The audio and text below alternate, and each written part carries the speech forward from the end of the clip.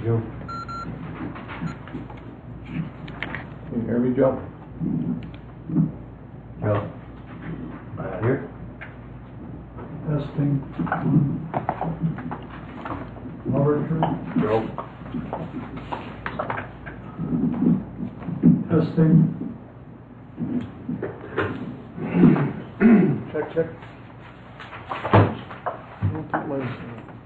Yours isn't working? My batteries are flashing. You can go ahead and start. Are you ready? Yep. Gentlemen, you ready? Town of Vernon Board of Supervisors meeting call to order for February 7th, 2019, 6 p.m. All rise for the pledge. I pledge allegiance to the flag of the United States of America and to the republic for which it stands, one nation, under God, indivisible, with liberty and justice for all.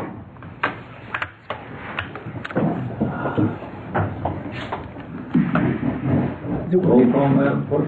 Chairman Thomas Byrd. Present. Supervisor Gary Wildy. Present. Supervisor Ed Moline. Present. Supervisor Bill Craig. Present. Mr. Chairman, Supervisor Jeff Milley has an excused absence, but you do have a quorum of your board present. All right. Open meetings law. Mr. Chairman, the agenda was posted inside and outside the Vernon Town Hall to the media, to other businesses in the town of Vernon and the town of Vernon's website as a courtesy. You're in full compliance with the open meetings law. All right, thank you. Public comments. Are there any public comments? Any public comments? Any public comments? Record show there are no public comments. Chairman announces possible closed session. Motion to go into closed session. Consideration and possible action on motion to convene into executive session under Wisconsin Stat 19.85(1)(c). Considering employment, promotion, compensation, or performance evaluation data for any public employee over which the governing body has jurisdiction or exercises reasonably specific the performance evaluation of the assistant Vernon Fire Chief. Included in the closed session will be Town of Vernon Supervisors, Vernon Fire Chief, Town Clerk, and Town Attorney by phone if needed. Motion will require a roll call vote. All right. Item 7.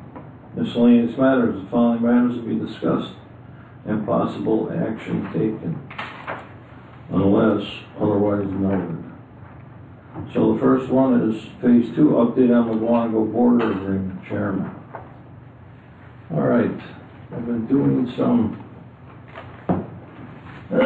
history work here. Last week we went over the Fickout annexation. And this week we've got another little tidbit to go over. So, first off, just want to make, I'm going to go over and do a little review here. Mr. Carl Fortner was elected to the town board on 4/7/1998. Okay, 4 months later, on August 4th, 1998, the Fickout annexation became a reality. It was a notice. 700 acres were in the annexation total. 7 months after that Fickout annexation came, on March 25th, 1999, the village of Wanego had a meeting to discuss the town of Vernon filing of a petition for incorporation. So, with that petition of incorporation,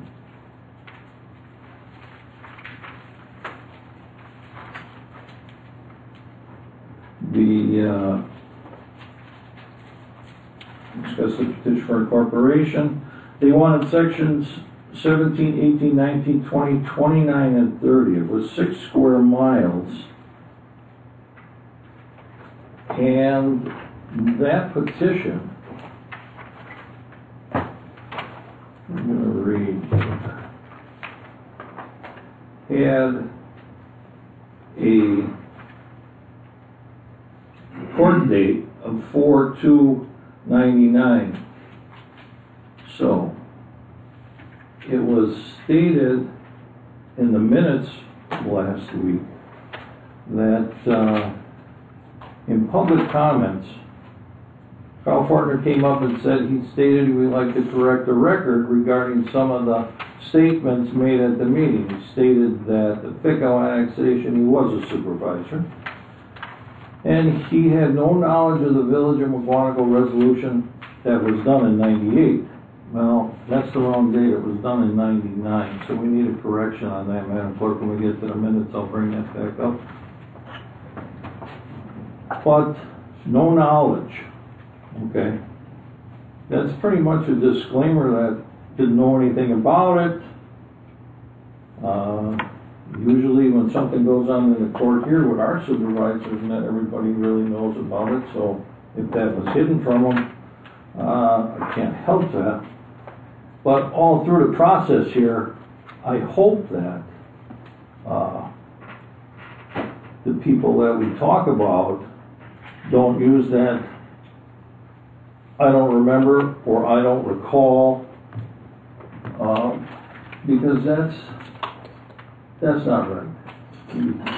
You remember stuff like that. I know I would. My memory is very good when it comes to court cases and when you have to pay for litigation. All right, with that being said,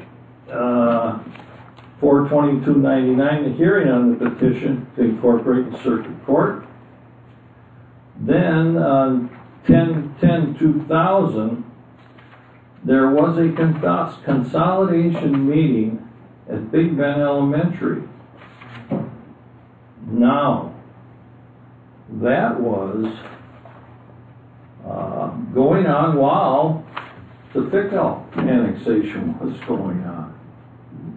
So there were some things going on in the town that I don't think the town people know about, and I never got any notice from any of these meetings or anything like that.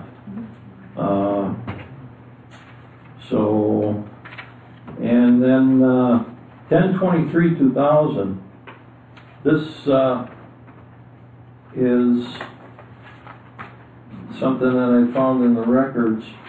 It was the Village of Big Bend in Circuit Court forced the town of Vernon to proceed with the incorporation petition. Knew it would fail, and that cleared the way for consolidation. Now, you got to understand that. And I'm going to read this, and this is out of the town of Vernon minutes.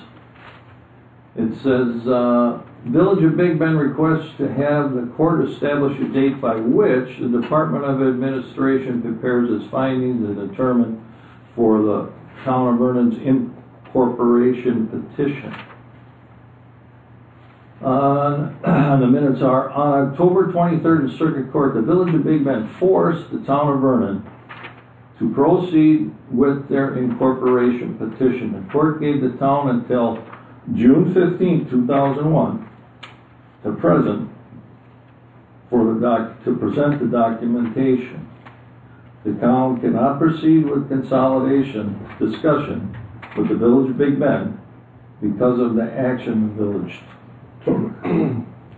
So, that action is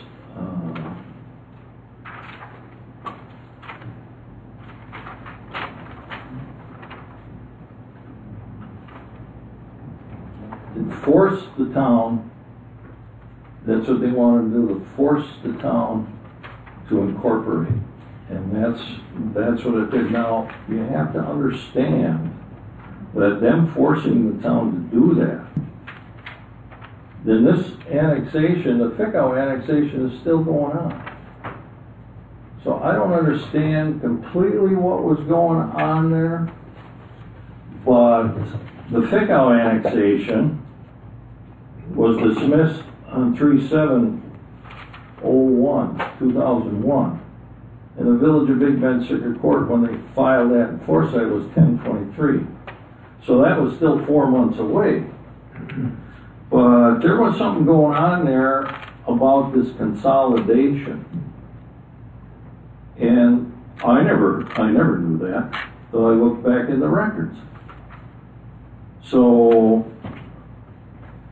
I'm still going to be researching that and finding out what really was going on. And some of the things in that meeting at the Big Bend school were the same things that we're talking about now. Some of the people wanted to just let annexations happen. And we're working on a spreadsheet from, I think it's 68, isn't it, Karen? Yep. From 1968 up until present of what the annexations cost this town. So to me, that's not a viable thing to do, is just let the annexations happen. It says here, meeting with the Village of McGuanago and whether they want part of the town. What part of the town do they want? Okay, border agreements in lieu of consolidation. Now, there's a guy that knew what was going on, or a person. What is the town's intent with the litigation against the Village of Big Bend, and what is the rush? That was another one here. A big one here, against sewer and the growth that it would create. There's a number of comments in here. This might jar people's memories. The Golden Triangle, which they were talking about, and that was the intersection of 164 and National Avenue. Then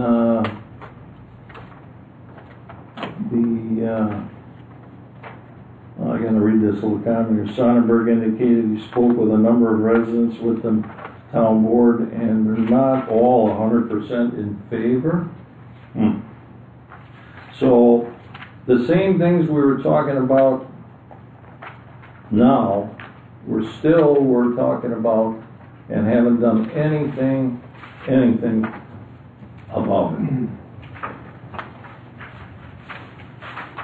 So that leaves us in the timeline that comes to after the Fickow, it's 3/7/2001. That's 34 months after the Fickow annexation started. So that took almost 3 years of litigation, court costs, it's resources, unbelievable.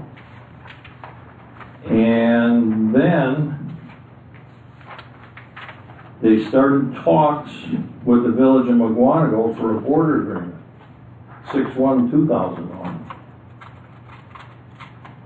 That was 3 months after the dismissal, and then 8 months after the dismissal, there is a draft agreement for a border agreement. Now, that draft agreement is what I'm going to go over tonight. It's dated, the draft agreement of 2/12/2002. It's a municipal boundary agreement between the consolidation town of Vernon and the Village of Big Bend. Now, it's a consolidation, not an incorporation, because the village tried to force that incorporation, and the Court of Appeals threw it out. If you remember last week, or 2 weeks ago, we talked about the Court of Appeals. They threw it out. So Now they're gonna try and consolidate together with them. Boy, that would have been the time to throw that fire department and get rid of that whole deal over there with Big Bend. But no, they waited 10 more years till that happened. So, the consolidation of the town of Vernon and the village of Big Bend and McGuanago for a municipal border agreement with McGuanago.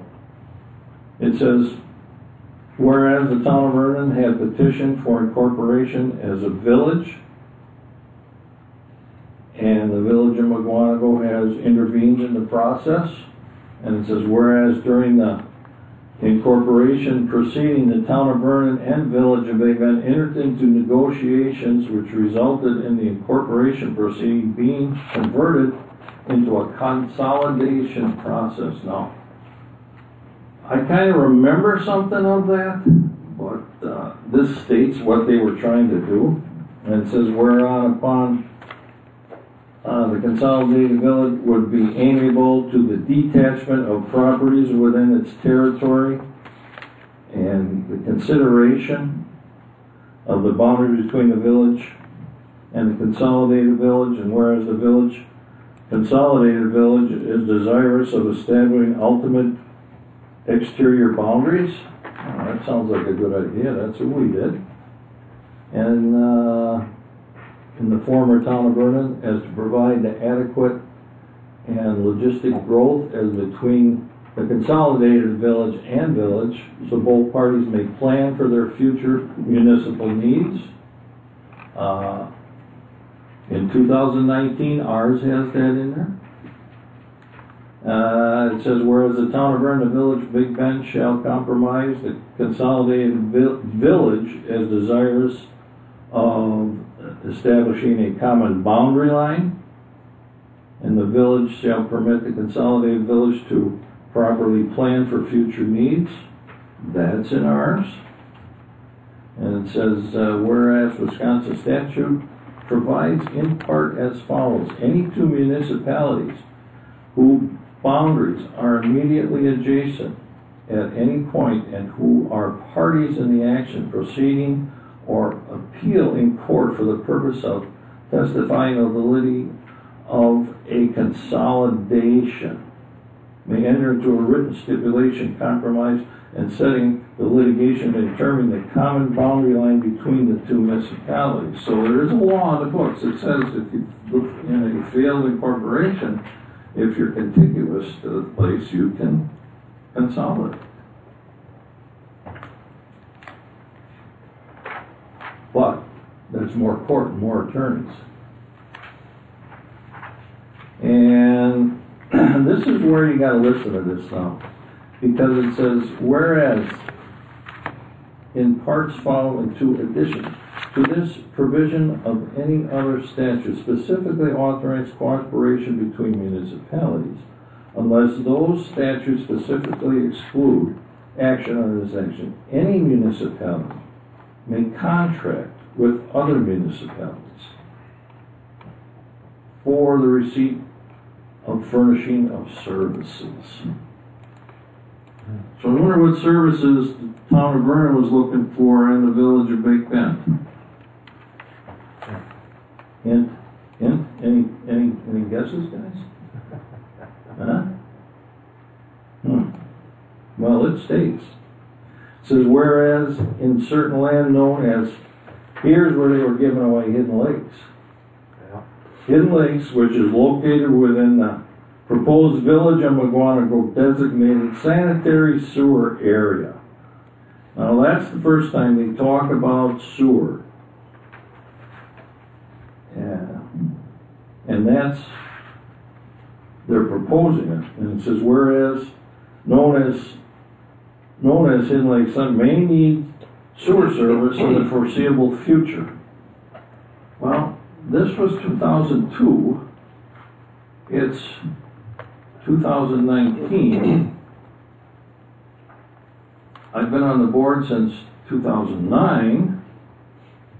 I've never got one call from anyone, a constituent, anyone, that asked me about sewer and providing sewer.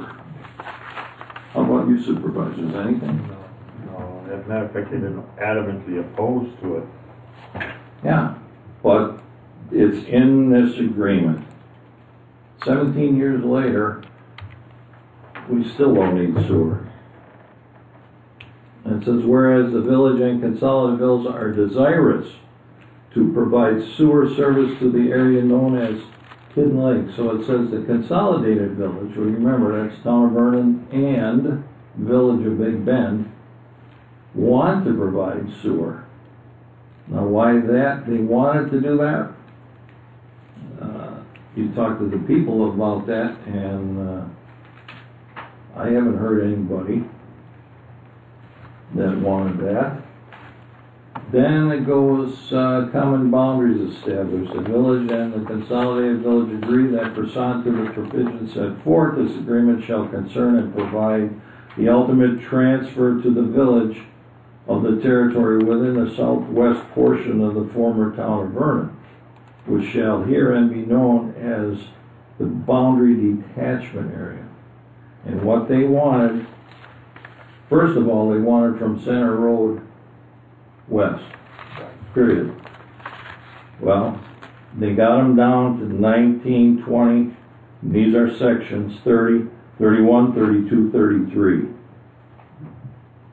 So it was only, and some of that is non-billable, some of that is some of the stuff that we negotiated with them.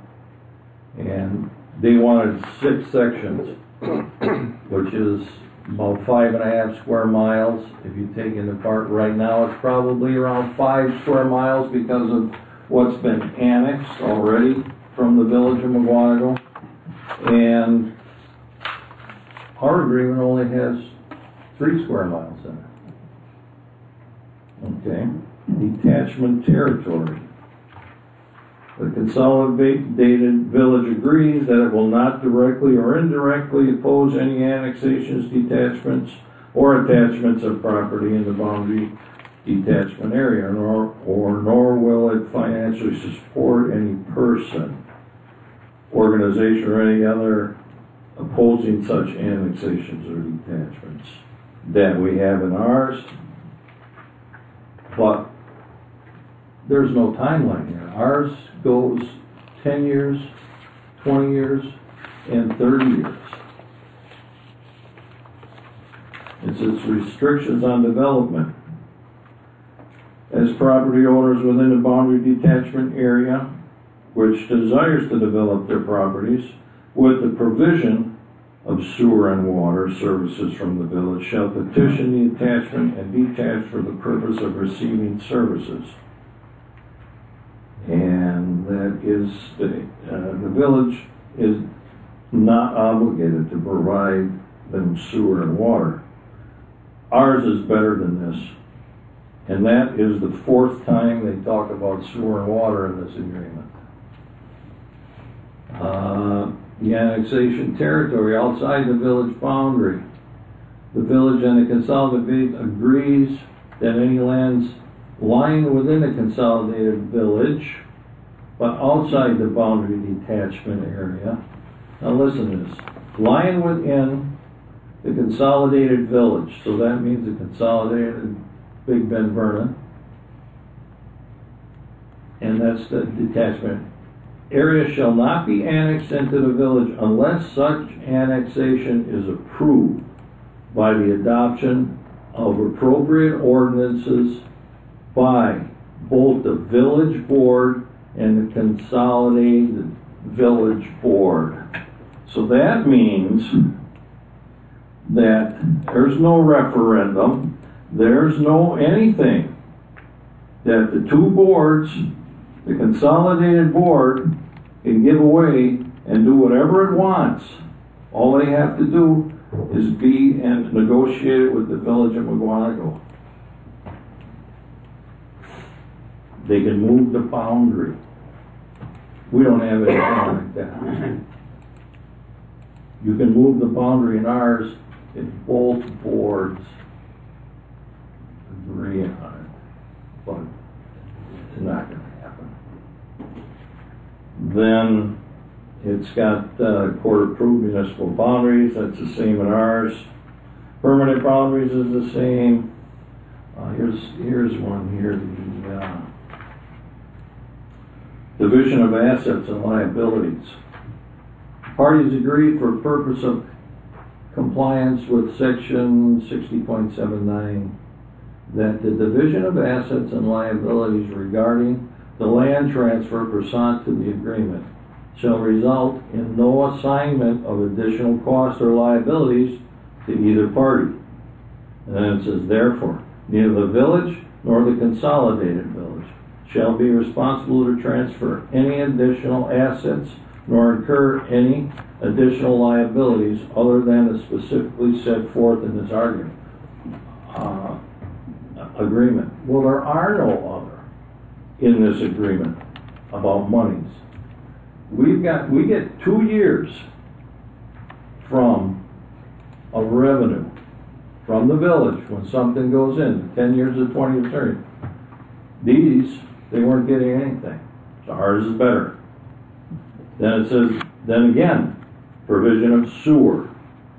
And now that's the 6th time that they mentioned sewer in here. The village agrees to extend sewer service to the area located within consolidated village known as Hidden Lakes subdivision. On an extraterritorial basis, such services can be provided upon the petition of 75%. So only 75% of the people have to agree for it.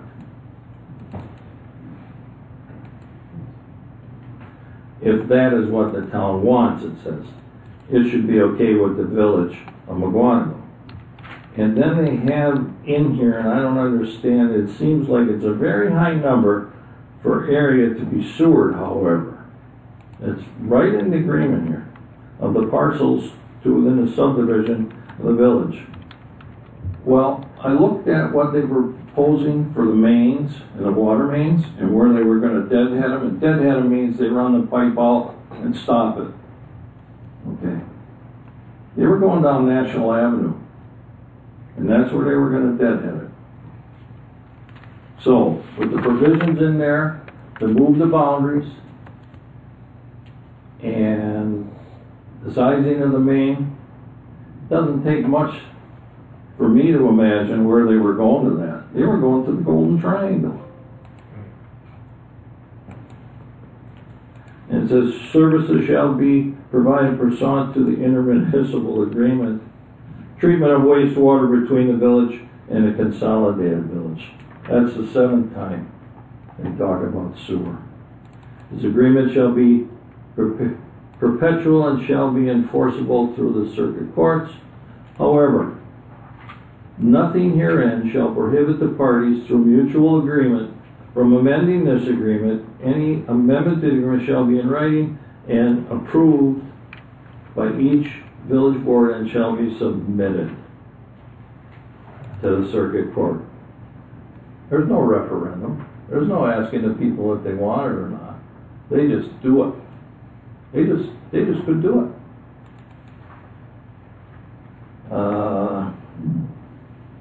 Again, they wanted 19, 29, 31, 32, 33. Like I said, it's about 5 square miles. And ours is only 3. And that's the end of that. So, 7 times they talk about sewer.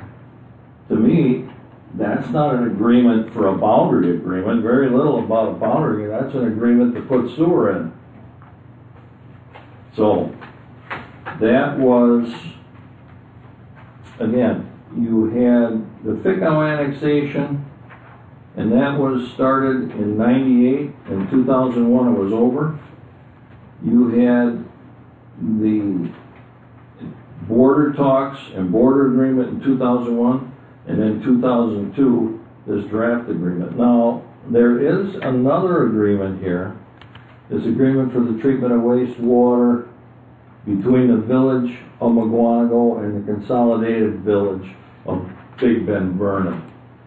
And there's some interesting things in there right now, but we got other town business, enough with the history lesson.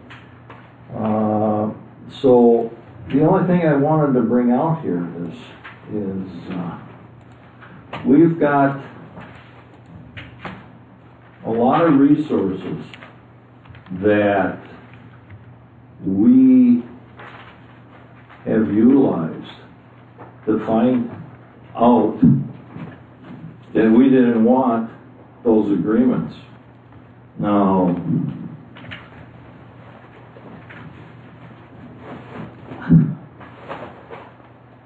these right here, oh, everybody take a good look at that.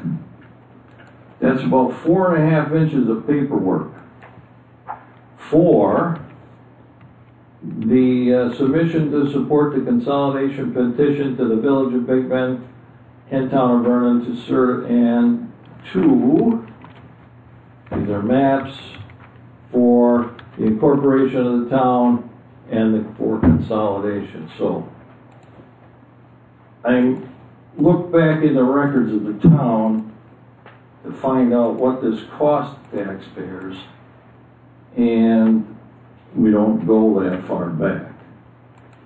So I'm trying to get a hold of Rupert Milkey, who made that, and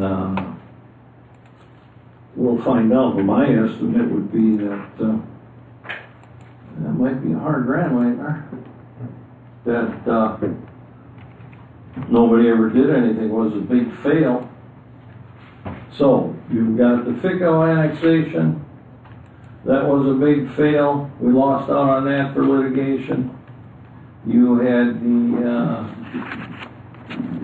consolidation meetings, and you had the circuit court with the consolidation that they threw out, and then you had these border talks and this so-called border agreement. To me, that was nothing more than a sewer agreement. All for this, all for litigation, all for attorneys.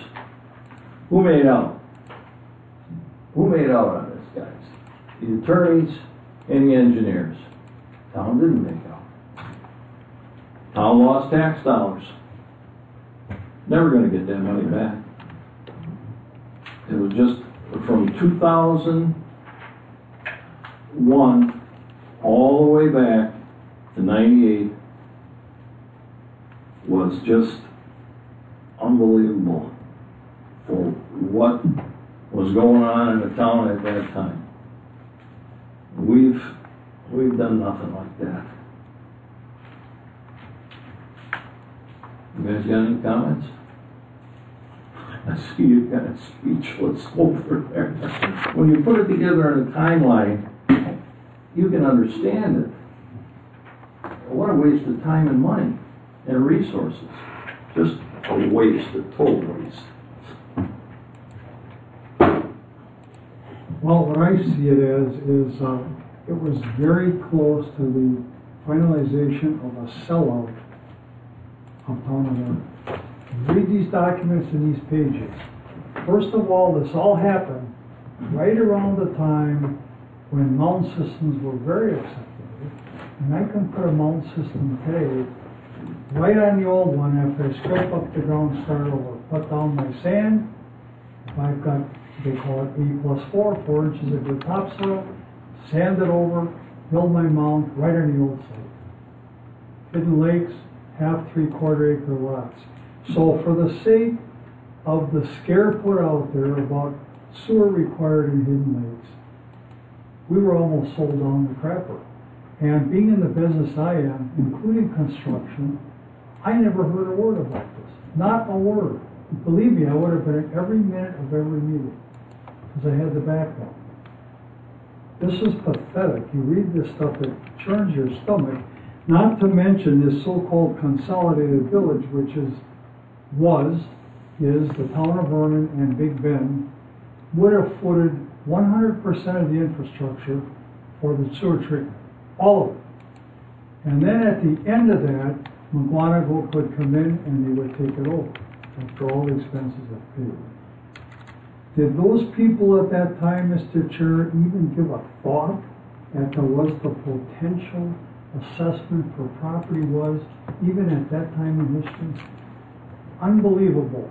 The lack of thought, the arrogance, talk about not contacting anyone as taxpayers in any way. No form of media, no door-to-door flyers, absolutely nothing. Because believe me, I would have known about it. Not a word. And not even the effort to look forward a little and say, hey, our restrictions on mounds are actually becoming less restrictive. And that's what they did. In the 1980s, you had to have a test site with your mound. You had to go through a conditional period. It had to be monitored by people, licensed people, to make sure it was reliable. In the 90s, mounds were fine and dandy, no problem at all. And then right about the time all this nonsense was going on, the A+4 rule came into effect, which means now if you meet your 75-foot offset from a wetland and you have 4 inches of decent soil, you can do a mound. And when that one fails, you can scrape it up and do another mound. So if I live in Hidden Lakes at this time or present day, I could have done 5 mounds on my property with no problem. No special permits, no soil borings, just there. So the arrogance, the lack of concern for the future of Vernon, the infrastructure cost, where were these people at estimated cost? And then looking beyond that, I see nothing in this talk about municipal sewer establishing what we could call a public service commission. After this thing was turned over to McGonigal, what input would those Vernon residents have? Zero. There's nothing covered in this agreement at all. And this was ready for signing and recording. These were ready to do documents. This wasn't a speculation what the verbiage would be in the future.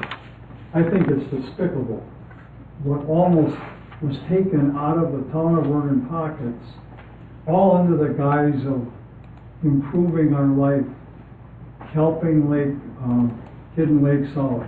This is a joke, folks. It's a joke. And don't take my word for it. Go to the county, go to the state, check the record books.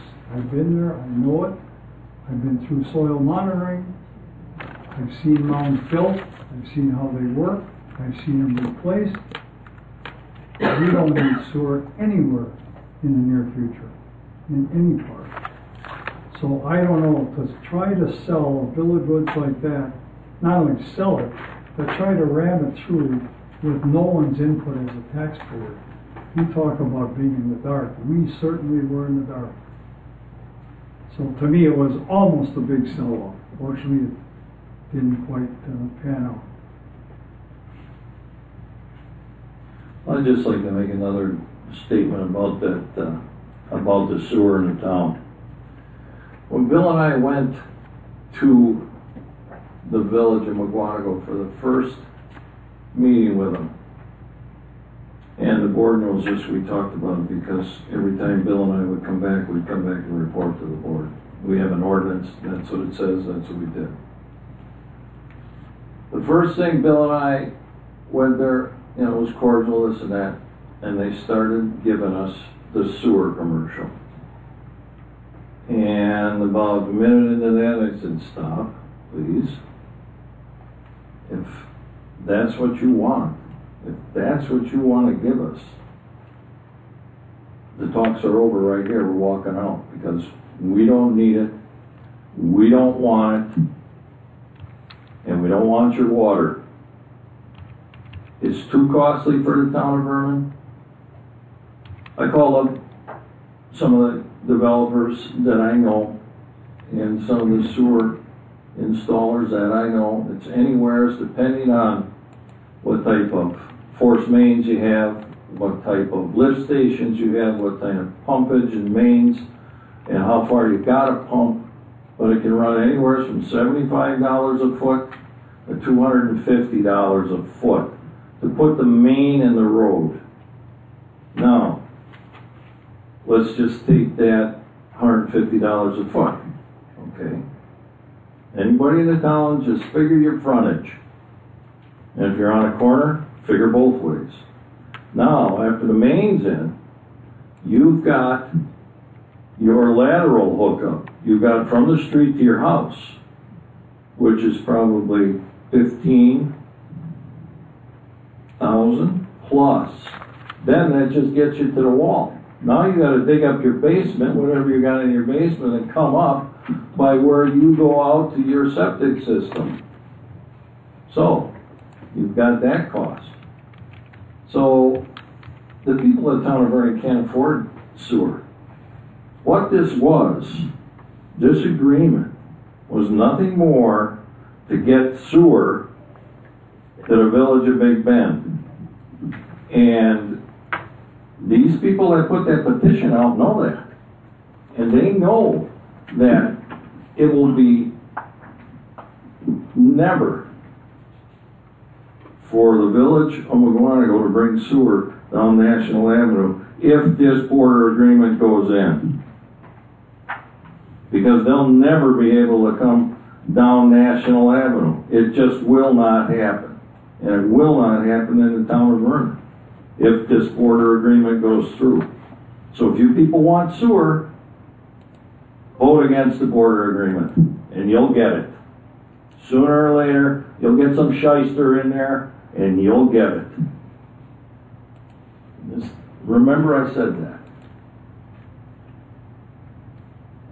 Anything else, guys? Well, if you just want to add to that, I don't know how many people remember, but on Highway 164 for quite some years, there was a big sign up there that said sewer coming soon.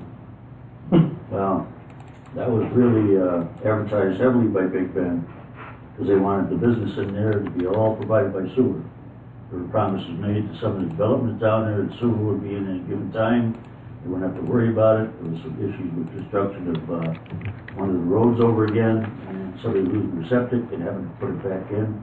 Town having to kick in to pay for it. I remember that conversation. There's just sewer coming, the sign disappeared. I think they figured out that we really don't want sewer, and you're not going to use our right of way on National Avenue to get it. But that doesn't mean clerks aren't going to keep trying. I mean, same thing you did with the fire department. Those same folks that said the fire department was going to fall, we'd all die because we didn't have the paramedic service and all this. Yeah, some of the people in this room were saying that. Yeah, you know, and look at it now. And they got to open up their eyes to what's really happening, not some of the fibs that are being told from calls I got where people are being told you're going to get sewer if you put this border agreement through. And they don't call it a border agreement. They call it an annexation. So I wish they'd get that clear. We're not being annexed. We're being in the process of working with the community to try to get an agreement to stop the annexation. So all for now. I got more later. I would just end my thought here by saying I'm sure people weren't told at that time that when they would be hooked up to sewer, they got the capital expenditure to pay for the installation. But they also, and it clearly states here, would have what they call a reserve capacity assessment, an ongoing fee over X number of years. If you were in the area not hooked to sewer, they had provided for a ready-to-serve fee. So you'd be due a fee even if you weren't connected to the system. And the other thing people have to realize is your costs aren't done there, because all the things Tom was mentioning, Ed mentioning, your inside work, your lateral, through the building, from the road, from the main, all those are personal expenses over and above the infrastructure of the system. No one's paying for those, no one's helping you. The costs are astronomical. So people were really left in the dark, and again, they were almost sold a bill of goods, and we'd be in rough shape today if it happened.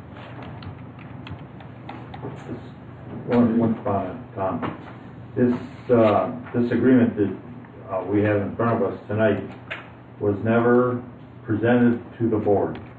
Because I know for a fact, I was on the board at that time, I have never seen this before. So this had to be done in some kind of a secret meeting between people that were on the board at that time, and I'm not pointing any fingers, but the chairman at that time never presented this to the individuals on the board. So the only reason I know this about, I know they've got a lot of comments from the people in Hidden Lakes that were adamantly opposed to sewer. So I don't know how this came about that Hidden Lakes was going to be included in the sewer agreement without their approval, because they never were asked, you know. And as far as I know, the town board as a whole never saw this report. At least I never did. Well, you know. that's the masking of it. It was using the people of Hidden Lake, 75% of them, to get that sewer main deadheaded down National. That's what That's what it was about. It I was think about that's- putting sewer to They needed 164 access. National. Big Ben needed access Yes, for their annexation. and they were on the goodness of their heart going to consolidate with us if we would, on the backs of the town of Vernon taxpayers, put the sewer. I looked on the back to see the signature page on here, and I can understand how this came about, that this probably occurred yeah. without the knowledge of Oh, yeah. us that were sitting on the board. People need to know what was going on at that time in those negotiations. And they need to understand what ours was. Ours was strictly a border agreement, no sewer or water. Services will be provided in those areas that are in that border agreement 10, 20, and 30 years. And it's that simple. I urge the people to call me. I got a lot of calls on the letter saying they would have never signed that petition. They were lied to. They weren't told the truth. And I said, well, you know, there's going to be a referendum. So to me, it's unconscionable that people go out there and do that and make something out of nothing. It's not the people that are in the area that's going into the border agreement. No, It's we're the outside. people outside, Yeah. the ankle biters, I call them, that are outside. Kind of leaning toward Big Bend, you mean? I'll You say it. know, and that'll come later. Anything else? Nope. Bill, you got anything else? No? No. Okay. Item B, ordinance 2019-01, an ordinance to rezone properties that front on Enterprise Drive from conditional B3 General Business District to B3 General Business District without conditions. To eliminate the R1A residential district zone and rezone the affected properties to R1 zoning within the town of Vernon, and to amend various sections within the town of Vernon zoning code, including the zoning use matrix pursuant to the zoning ordinance of the town of Vernon. So, I just read that. Mr. Macy says the ordinance has been drafted, is under my understanding that the exhibit has also been prepared. The ordinance is ready for adoption, therefore it needs to be forwarded. Thereafter, it needs to be forwarded to the company. So, gentlemen, we've been working on this for some time here. And what this does is this, when we did our zoning and opt in our county, when we went through all of that, we knew that some of this stuff in here is highlighted from those discussions, and said we were going to clean that up later when we went on through that. So a lot of this is housekeeping. So any comments, Bill? As I brought up to the planner last week, I'm totally in favor of it. The minor problem is R1A and R1 are identical for land lot size minimums, 20,000 square feet. However, there are are discrepancies between the building requirements in each. When it refers to and amend various sections within the town zoning code, is that what we're referring to? Will we have the opportunity very soon to now go back and clarify? Because that's where the difference is now in construction size and certain things like that. Did you look at the matrix? Yeah, I did. And the cross-reference is still obscured in the matrix? Well, they don't get into square foot building size that I could see.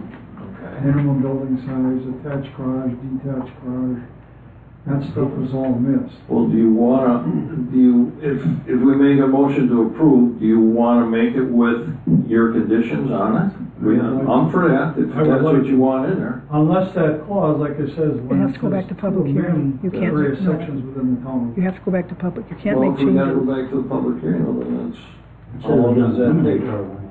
Month? Month? R1A would be gone, right. And that's fine, because they're so similar until you get to the building restrictions. So if this clause does not cover it, then yes, then I would like to see it amended to allow for us to compare the two and decide what we want to take along from 1A over to 1 or vice versa.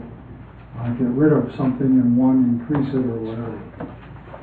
Because if you look at the building restrictions, they're so minimal. I don't think we're doing the taxpayers in Vernon a service overall to promote it with the minimum size. For example, one of them's like 1,100 square feet, no basement, no garage requirement, nothing. Is that what we want? Granted, a lot of people will build over that minimum, but we're not requiring it. So that's what makes me a little nervous. Okay, I guess it's up to you then, Bill, what do you wanna do? Do we have to go back to the public hearing if to change that in there? Well, like I say, I don't know what was the intent of amending the zoning code. Maybe it's covered in that. I'm not just clear on what they mean in that phrase. Well, do you want to table this and talk to the planner? He brought it up at the public hearing. Yeah, I did.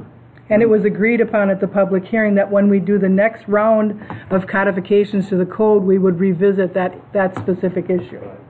When would that happen? The next time the Plan Commission and Town Board look at recodification of the zoning code. I don't know when you're going to do that, but these items relate to much, much more than the R1A and R1. Yeah. There's significant changes. The B3, the enterprise conditional B3 is all changed to straight B3. The rummage sales, those telecommunication towers that spend $1,000 for 2 antennas. I mean, it was a general cleanup of obvious issues the town encountered in its first year of doing its own zoning. But the intent was, at the public hearing, was discussed to go back and specifically look at, Bill, the R1, R1A, the differences, and then maybe amend the code again in other categories. You might be seeing that. I know that Plan Commission, Mr. Chairman, you stated is looking at land use amendments. There might be some zoning categories that would be significant in regards to the land use amendments. But that was agreed upon at the public hearing, Bill, is for you to sit down with the planner and, you put them side by side and look at the two codes. And if there was something that you liked in the R1A that's no longer in R1, then we could modify. But that would require another public hearing and... To me, the sooner the better, that's all I feel. Well, when we're doing that land use, we're changing some of those we could do that then, because those are going down, those are gonna be lowered, and then I think that would be a good time to clean that up. Yeah, especially when we're talking about creating more density within the boundary. Well, that's what I'm thinking, that would go hand in hand. Bill, you should bring that up on Wednesday when Sean's here in the plan, Right, because yeah. you'll be talking about that again. All right. I just Because thought there's gonna maybe- be time to do that, you know? Yeah, I thought maybe if our interpretation of a board was included that here in reference, but that's fine. Let's bring it up in the plan commission and see what he says about it. But no, I'm totally in favor of combining. They're so close. They're identical on land, offsets, setbacks, but building issues are, okay. Well, we're not trying to browbeat you into doing something you don't wanna do, but it's gonna be coming back again. But for now, we need to, Well, it's been on the books for a long time, yeah. and it's a living document, so we can go back after it. Can I make a motion then? Yes, Make a motion to approve ordinance, 2019-02. For one? 01. says so too. It says 02 on the document, it's calling for 01 in It is 01. We don't have any. the, it's 02. It is, but say 01. 'Cause it's not. John Macy drafted that, Yeah. and he was wrong. He's wrong. He's wrong. Okay. It's been moved, is there a second? Second. Bill, is that yours or Ed? That was Yeah. Eddie. Ed.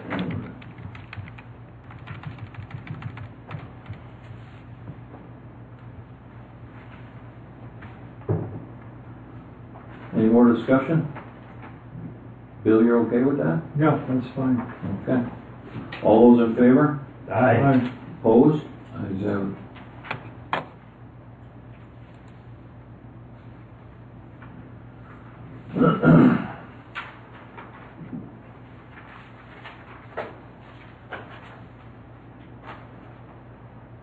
Ordinance 2019-2, an ordinance to repeal and recreate section 24.3 of chapter 23 taxation and finance. Okay.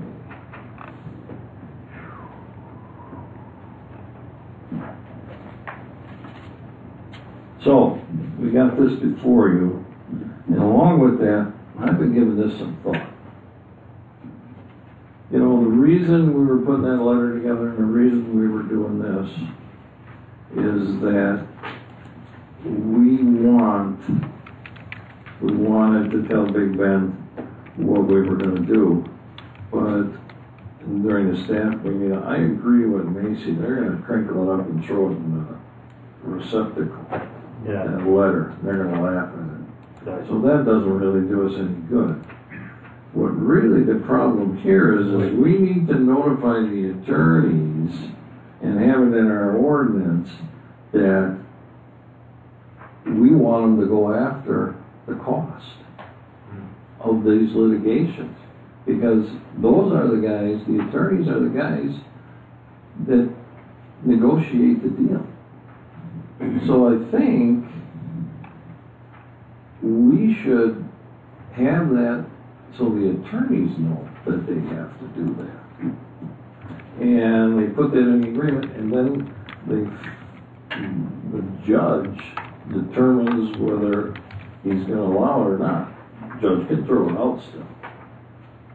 But it's one of the niceties that the attorneys do for each other. So what are you guys' thoughts on that? There was a miscommunication the first time, because I don't remember. I know everybody sat here and said, they didn't hear it, they didn't hear it. One person heard it, so he was gonna waive the fees. I don't remember him ever saying that, to be honest with you. No. But when he came up and he said, you know, the fees, so we got the email that we're gonna get paid these fees, I go, wait a minute, who waived it? And it's the attorney, you're right.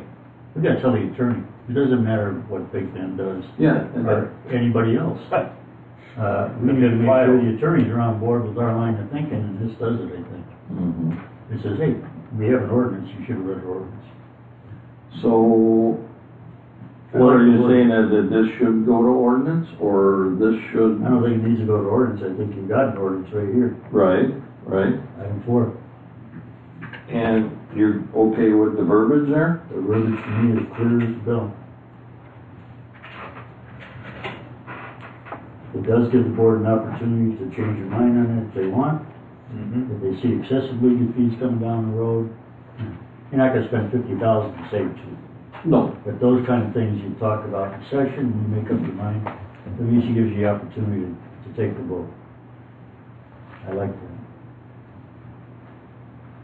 So I would approve this. Any motion?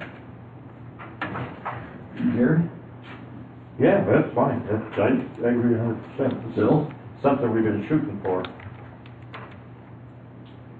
In that case, I'd make a motion to approve the revision to ordinance 2019-02, an ordinance to repeal and recreate chapter 23-4 of the Town of Vernon Municipal Code, entitled Revenue and Expenditure Funds from Budget, specifically line 4. Second.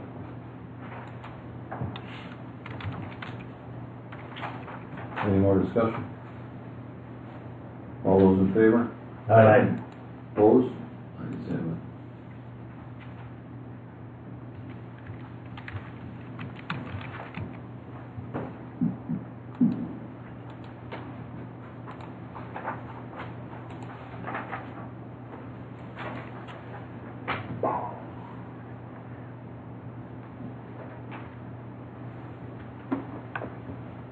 Okay, town to draft a letter of explanation regarding the Guadalupe border agreement or host meetings by staff. This is brought up at the staff meeting. Gentlemen, your comments, please.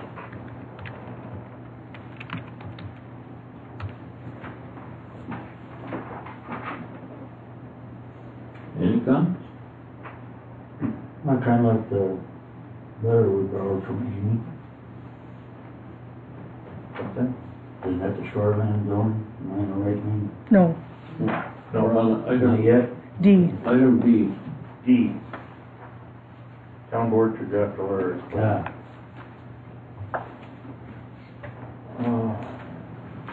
Personally, Host a meeting? yeah, personally I would too. I think, because of the interest that this is generating, both good and bad, in regard to what people have a misunderstanding of some of the facts that are going out, I think it would be beneficial for us to have a meeting or host a meeting or so, and get the information out to the general public, to our residents, that they can come in and ask questions. You know, it doesn't have to be a formal meeting, it can be an informal meeting where questions can be asked and answered. You know, we can put our position forward, why we support this border agreement. You know, I mean, I'm getting calls from people who have absolutely no idea what's going on, and it's a shame, because the information's been out there for a good couple of years. You know, well, not a couple of years, but it's been out there for some time. It's been in the newsletter. 2015 was when the gentleman Yeah. from the Guadalupe came But we've and had, said when we invited him here and started talking about it. yeah, we've had numerous articles in the newsletter that I don't know if people don't read it or if they don't understand it, but maybe I would be in favor of hosting a meeting or something, at least get an information letter out to the people. You know, I think it's not something that we should be afraid of defending our positions No. in regard to the border. Absolutely not. Because we agree with. Compared to what's going on Yeah, years and years. yeah, I agree. I agree. Specifically with the number of calls I've had where people say, I wouldn't have signed a petition if I knew what you were talking about. That's exactly what I got. That just hits me like pins and needles. And Why would they the do that? lies But that were they told. did. They were talked into it by Oh, yeah. friends or neighbors or whatever. Yeah. I think we need to Well, you gotta clarify. remember that these people are attacking the town board.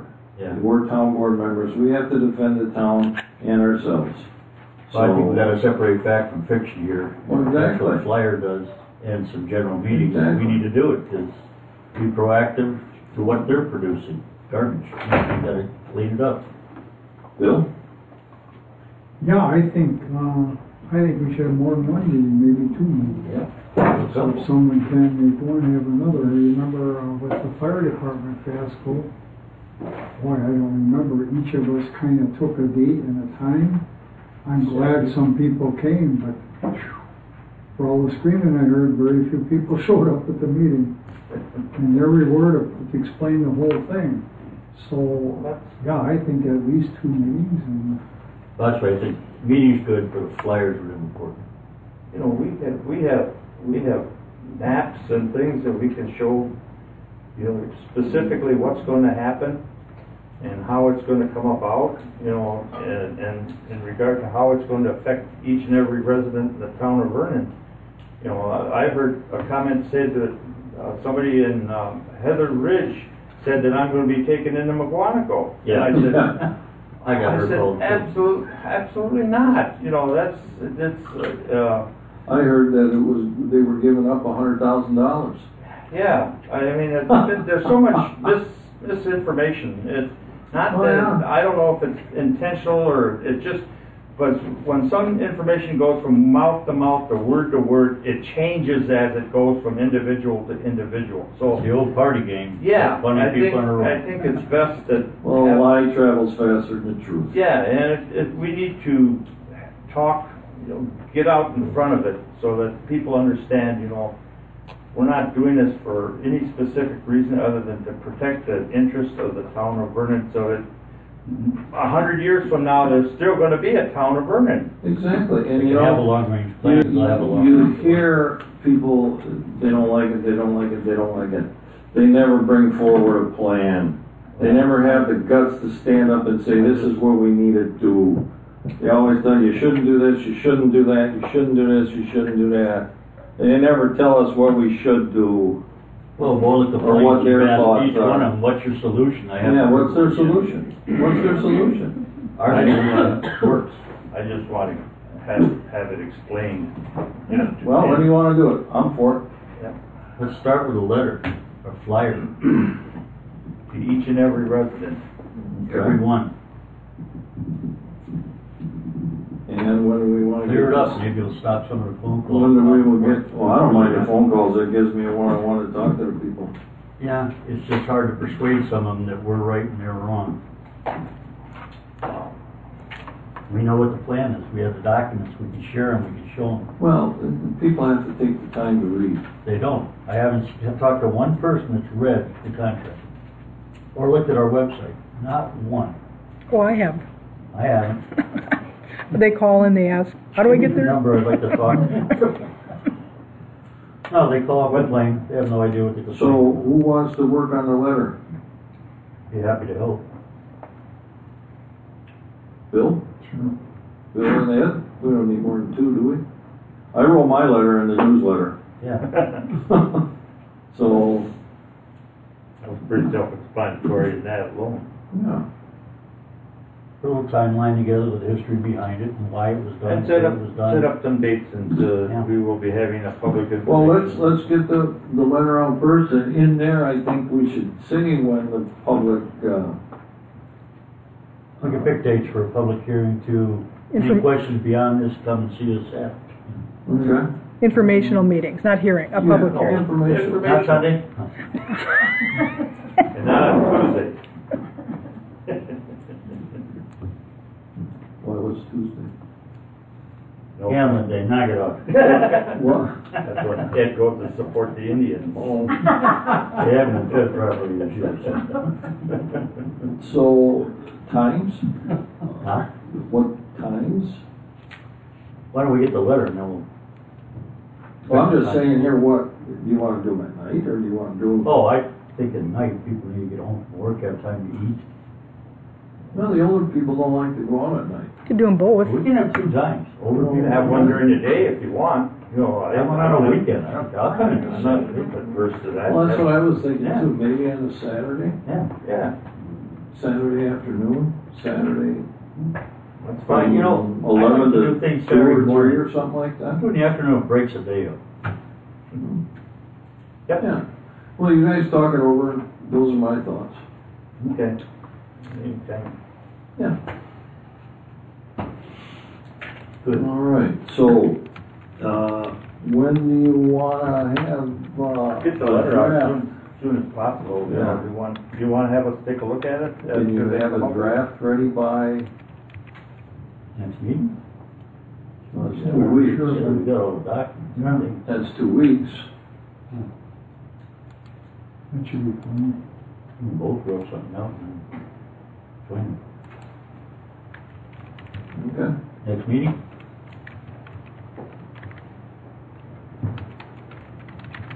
Well, if you go next meeting, is that gonna leave enough time Too far. for 2 meetings? How close are you gonna have the meetings again? 2 weeks Yeah. already? In March.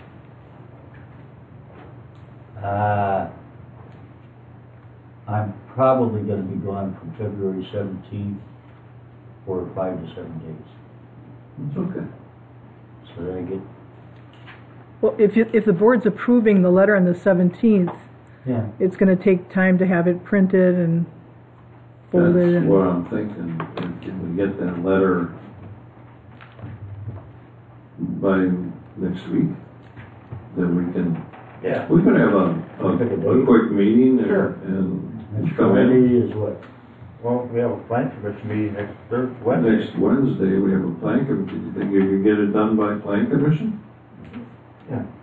I think It doesn't have to be a long letter. Oh, Yeah, we'll try. and then just put it on the agenda for Plan we're gonna meet. commission. Well, it's a joint plan commission town board, so Just approve it. we can have some town board business there. We usually approve checks or whatever if anything comes Yeah. in by then, so we can take care of business for that. Okay, sounds good. Is that okay, Bill? Yeah. Ed? Works for me. All right.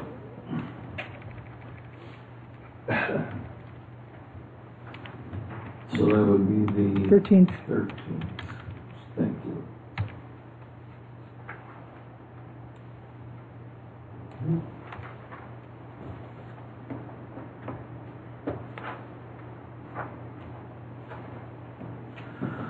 Okay, item E, town board response to Waukesha County site plan of operation in shoreline jurisdiction.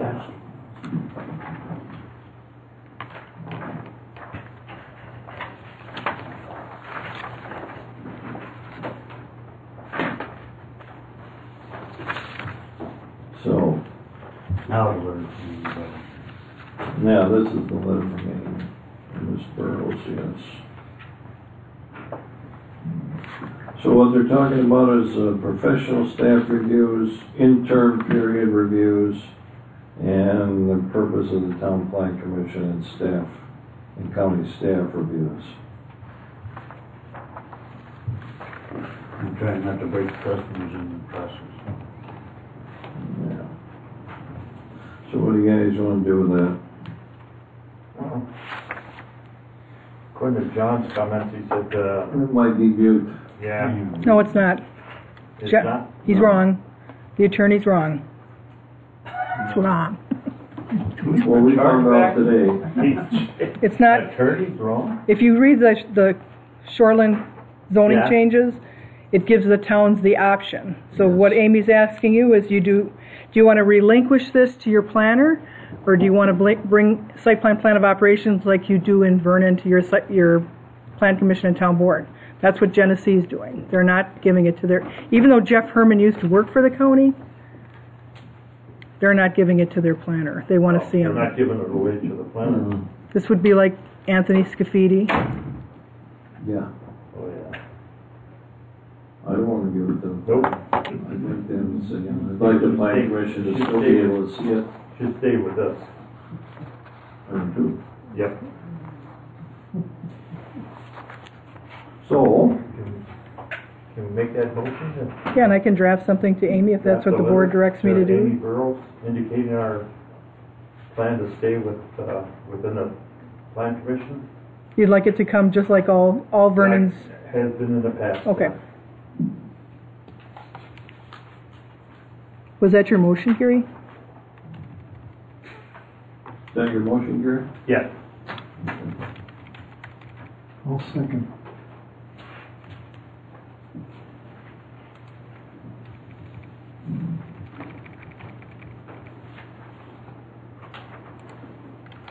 those in favor? Aye.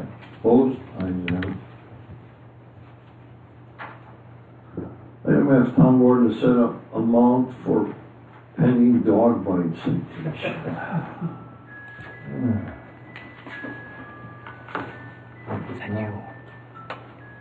$100,000. You country cat? No. Cats. You didn't see the email? No. I sent it so Gary would see it. Yeah. We have a couple of counties that actually, or towns that actually have cat licenses. There are towns that do have them. Oh, yeah? Yeah. This would have 2 citations. This particular incident, one for the dog is not licensed, and One for the the bite, vicious, yes, the vicious animal. right. But I didn't know, I didn't want to set that amount. I thought, There's quite a few stitches there. Pardon? There's quite a few stitches. It says 30 stitches. 30 stitches. Yeah, it wasn't a minor thing. What is it, You put vicious animal, 100 to 1,000 fine range. and the board asked that staff to get any other additional information in regards to the dog owner, and you can see that the dog didn't bite in Vernon, but he crossed the street and bit somebody in the town of Waukesha. Yeah. But he's a resident of town of Vernon. In this bite, but there was another bite. Yeah, oh yeah, I see that letter. They weren't sure whether it's the same animal, but it's pretty close.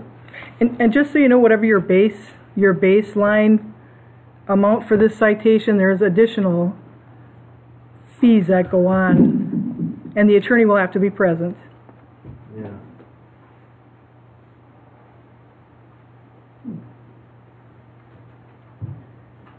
That part, the guy that got bit doesn't get any of this, does he?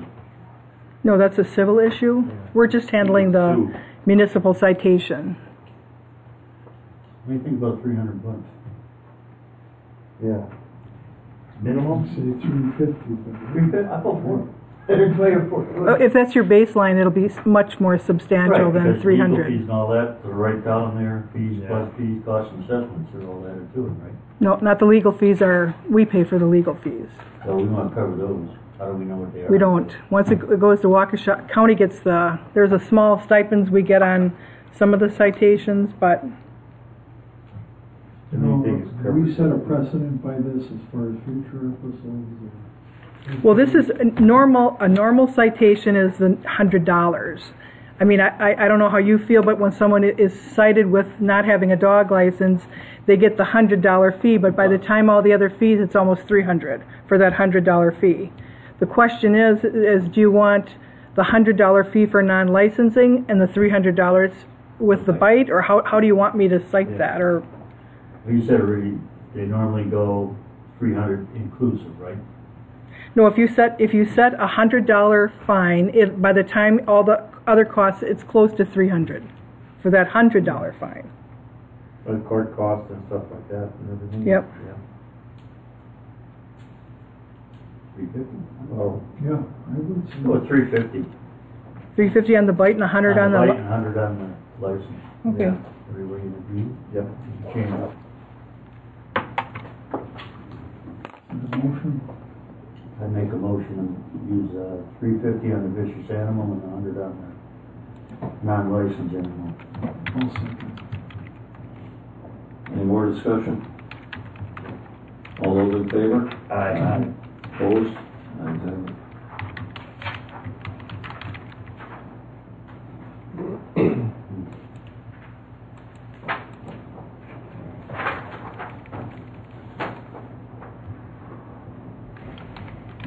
Town of Vernon bond schedule? This was requested at staff. I don't know if you want to assign a couple board members to take a look at that and bring it back, but that was something that Supervisor Craig indicated he'd like the board to look at the bond schedule to see if you'd have first offense, second offense, if you wanted to be more elaborate than it currently is now. I don't know if you want Bill to take a crack at it and bring it back to the board. I don't know what you want to do with it, but Well, what Bob, It's here, but Yeah. going up in other areas. right. Yeah, there's just a lot of areas, most of the areas where there's no, higher penalty or bond for a second or third offense. No. I wouldn't say on all of them, but I think, we should have some of them highlighted. Yeah, I think that's what you mentioned. exactly. That's pretty good. You have to mark a bunch up, so you know, I mean, we got the basis right here. Right. Mark it up. Well, I've got a copy. Got nothing? Yeah. What do you wanna do, Bill? I could do that if the board Yeah. so desires. I'd be glad to mark it up, but The way you think. I'm not changing everything, but I think there's some Take a there look that at it, are yeah. a lot more. Need a second. Correct, exactly. Can this week tell? Oh, yeah, yeah, it's because anytime there's funds, this type of thing, you have to post it before you get, so it, I mean, it was just brought up at staff that that Supervisor Craig wanted to look at revising some of these, so that's why it's on the board agenda. Okay.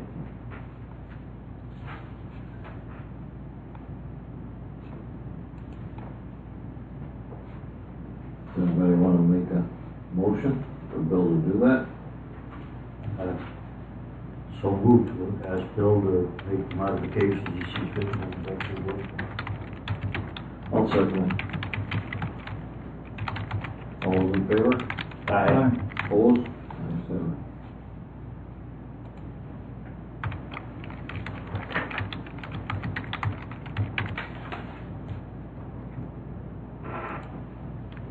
Third signature for signing checks beginning April 16th.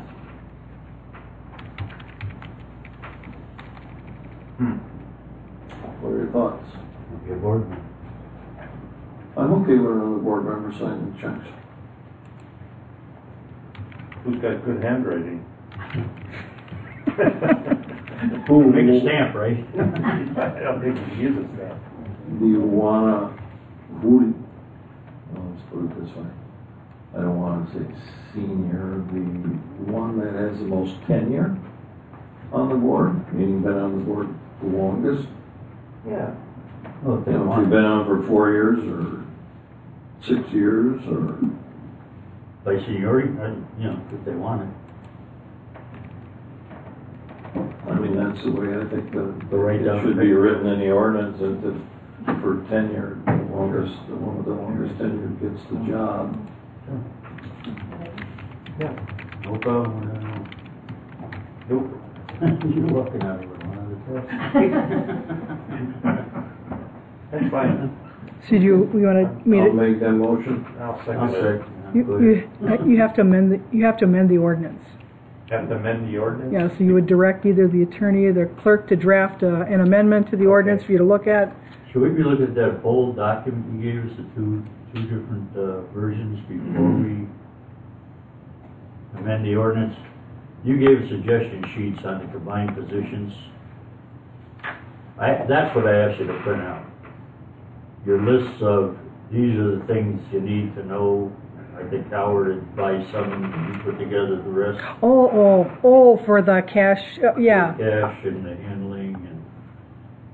Well- Yeah, I asked for that to be printed out, I didn't see that. Yeah, but that doesn't have anything to do with this. No.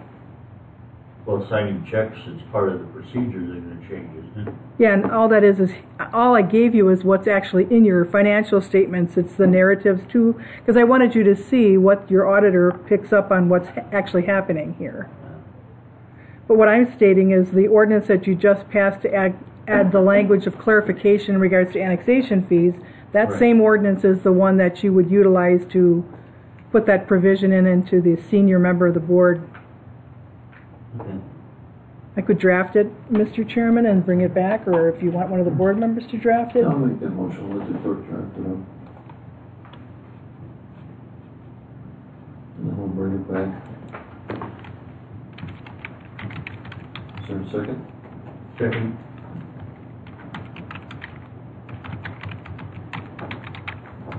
All those in favor? Opposed? Ayes have it.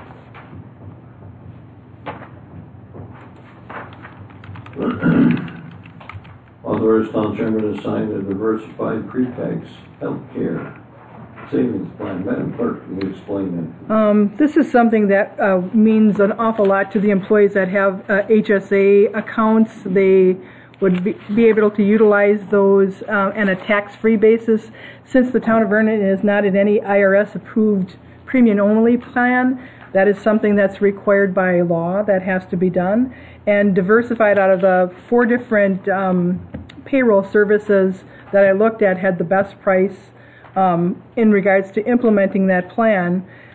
Within a certain amount of time, that's going to pay for itself based upon what the employees take out of their payroll. We don't pay the taxes on both sides of those wages. You do have some people that have a significant amount of banked hours that would like to utilize that into their health care savings account, which would save the town on those payouts for both the employee and the town. So this is something that you talked about providing for the employees, and this company, as you can see from the material, has a wonderful background, and I think the implementation of this will be very significant, not only for the town, but the employees also.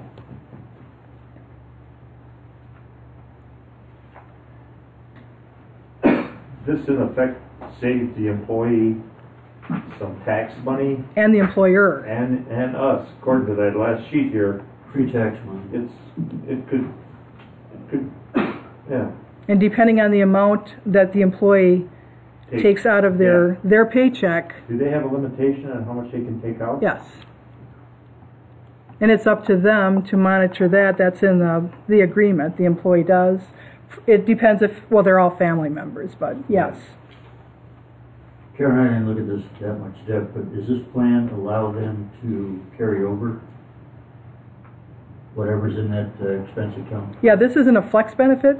Okay. This is the just... one we had at work was terrible. Yeah. Every year you lost the money you could spend.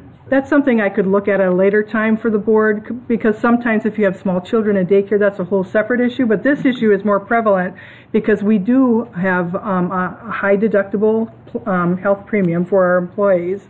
And this benefit would, like I said, would allow the employees that are taking that HSA out of their check to not pay. Currently, they have to pay taxes on, and so do you, because we are not in any IRS approved plan. And the only way I can legally do that is if we do have this plan. Okay. And you can see there's an initial upfront cost for the initial, but then it backs down quite significantly, which I'm sure with the amount of money that people are deducting out of their payroll checks, it'll pay for itself. John, have you talked to your guys? Are they aware what this will do or how they can work with this? Actually, they kind of requested this because we have 2 other guys, including myself, that has accumulated sick time. Right. That if those guys would leave, you guys would have to pay them out. Right. Kind of like you did in the past with Brian and Doug. Yeah, it's... So this is actually reducing that payout by utilizing that up front and sticking it into the HSA. Oh. So it's taking those hours, reducing those hours, putting them into the HSA, which in the long run is going to benefit you. Yeah.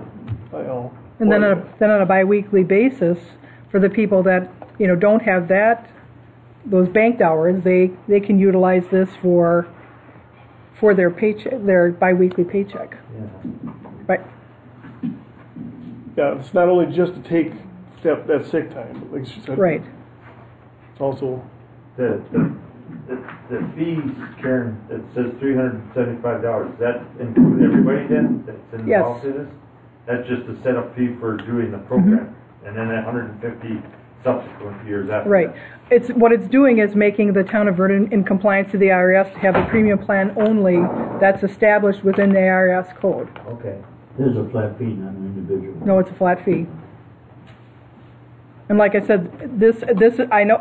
I mean, I think everybody's heard of this company, Diversified, but I had 4 other vendors, give prices, and this was by far the. I think it's something that it's not going to cost us an awful lot, and it benefits our employees and keep them happy. Because health insurance is such a horrible expense right now for most anybody who's in it.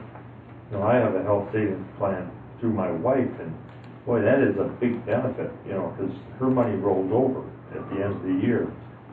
And it really can be beneficial, because, especially medication. You know, so I'd be in favor of it. Bill? Can they match that then, Karen? What are the options?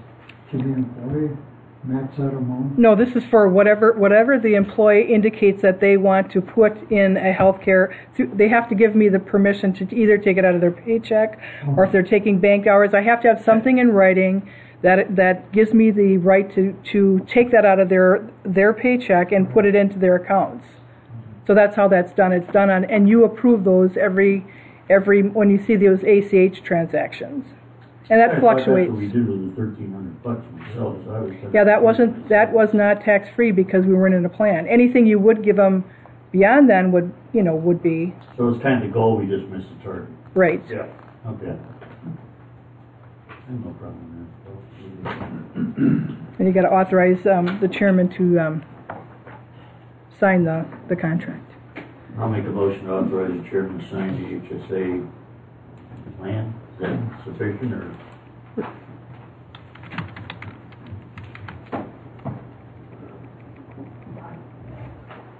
One second. I'll second it.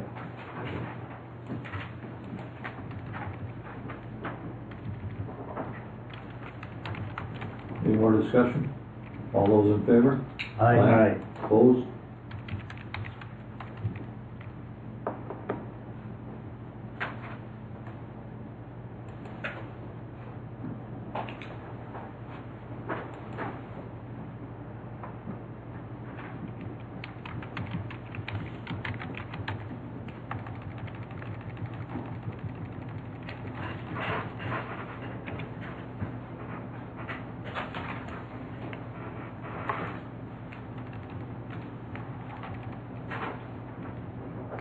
Okay, we have employer HSA contributions.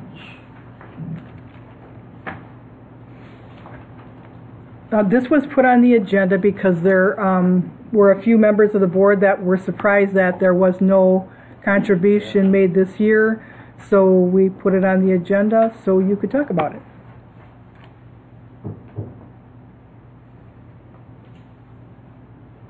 Well, it's kind of, Well, we did the 1,300, I thought it was Yeah. a one-time shot to get everybody kicked off and rolling, so they had some money starting. It wasn't a, big impact on them with the increase in premiums and everything else, so I didn't know it was gonna be an ongoing yeah, yearly contribution. you kind of, this is after the fact that the horses done left the barn. Yeah, the wages are pretty substantial. You were the one that asked to put it on the agenda. Yeah, I know, but it's still a fact of It doesn't matter to me. it'd have to come up through the budget process, I would think, in order to, we can't, unless we did a budget amendment, we couldn't very well do this now, At least I don't think so. I thought this was gonna be an ongoing type situation, but it was a one-time thing. I think I'm with Ed, How many people would be involved with that? 6? 5. five Say that again? people. 5 people. 6. So I thought 6. 6. 6, yeah. I forgot, John. Yeah, You too? Doesn't he count? No, I didn't count him at first. Sorry, John. That's why I said 6. Well, what do we do? Well, if we stick with what we did last year, it's another $7,800 we gotta come up with. Yeah, well, that's what I'm saying. If we did it like we did. I know it was discussed as a one-time agreement, because we were talking about trying to offset some of the costs for the people, and then the wages were dealt fairly substantially last year too.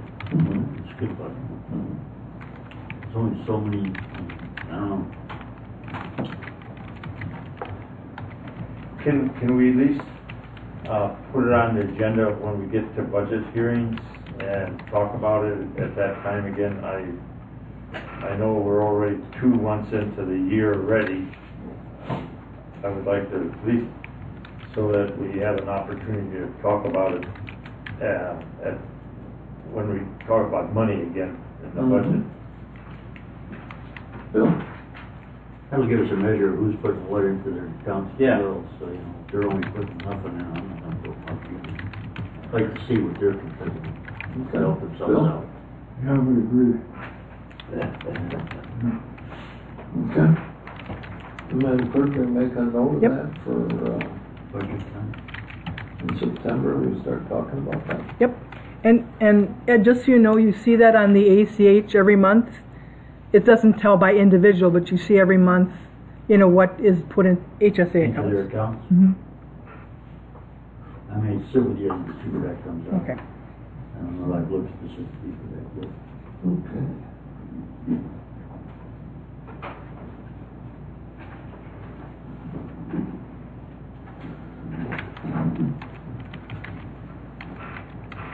All right, report on the payment. What is it? Yeah, report on repayment of paid mileage reimbursement claimed by the treasurer. good luck.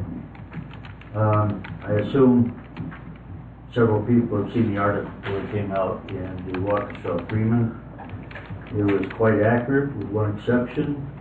It made the claim that Lorraine said this was a political issue. I'd like to remind her this took place way before she decided to run for office, so I wish she'd stop putting all these falsehoods into the statements.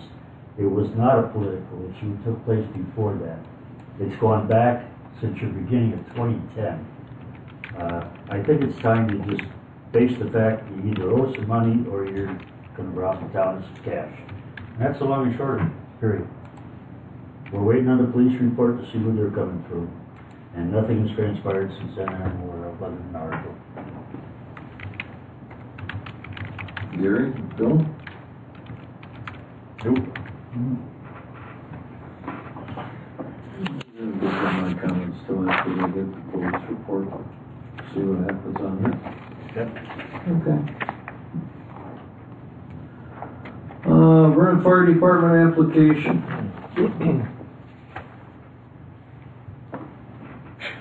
Fire Commission and the Fire Chief. I believe everybody's got a copy now. Had a chance to look at the minor changes that took place between the copy you sent in on the 22nd, I think it was, and the changes Bill and I made to correct spelling, grammar, and some issues we saw. So what were the issues that, But you'd have to sit down and You wanna compare them, relax? because I didn't keep a copy of the Is there a application. motion to relax the rules? Yes, and let yeah, the chief yeah. speak? Is there a second? second? All those in favor? Aye. I'm gonna shoot from memory, Alex, on what the changes So were. will I. The biggest changes came from the heading you had, paid on call, paid on premise. First off, the word premise was debated back and forth, as I understand it, so I clarified that by telling you what premise means. It can't be used in the form you use it here because premise is a building. It's not thought or action. So we took care of that, got rid of it. That's not on the new application. We did some spelling corrections, we did some grammar corrections. I'm trying to think if there's anything major wording wise. I don't think there was a lot major wording wise. I guess my question would be, we had several people review it. And if there's, Well- we'd like to know what the mistakes were. I gave it to Bill after I was done, and he picked up some more because when it comes to grammar, I'm fairly good, but I count on him more than me. We're two that seem to argue back and forth on things when it comes to. Glad you didn't ask me. No, I know that, they weren't big issues, like I right, said. but we as a command staff had some issues with the fact that we worked with the commission to, Okay, let me stop you. Having talked to everybody, I just want to question you on this. Was there a vote by the commission to approve this document? I do not believe they had an official No, vote, they did not have a but we vote, had a what I was told. consensus. We had a consensus when we left the meeting that night, that A the consensus? application, everyone that was at that meeting, including all the members of the commission, talked about the fact that we felt that the application was completed. We had a 15-minute discussion about the language, about the paid on call, the premise, those different things. At the end of our meeting, when we left, we all agreed that once it was reviewed by someone who wasn't there, who had a third set of eyes, if there were no substantial issues, we were going to send it forward to the clerk for your review. That happened, when was your meeting? It was on a Monday night, Date-wise? or I'm sorry, it was on a Tuesday night, and the application was sent on Wednesday. Yeah. Who reviewed it between Tuesday and Wednesday? I had 3 or 4 different firefighters. I mean, because that came out boom right after the meeting, I thought. That was the intent. That was what we agreed to that night, was that it was gonna be, Well, I keep hearing agreed to, but from when I talked to 2 people on the commission that discussed this with me, they said there was no agreement, there was no vote.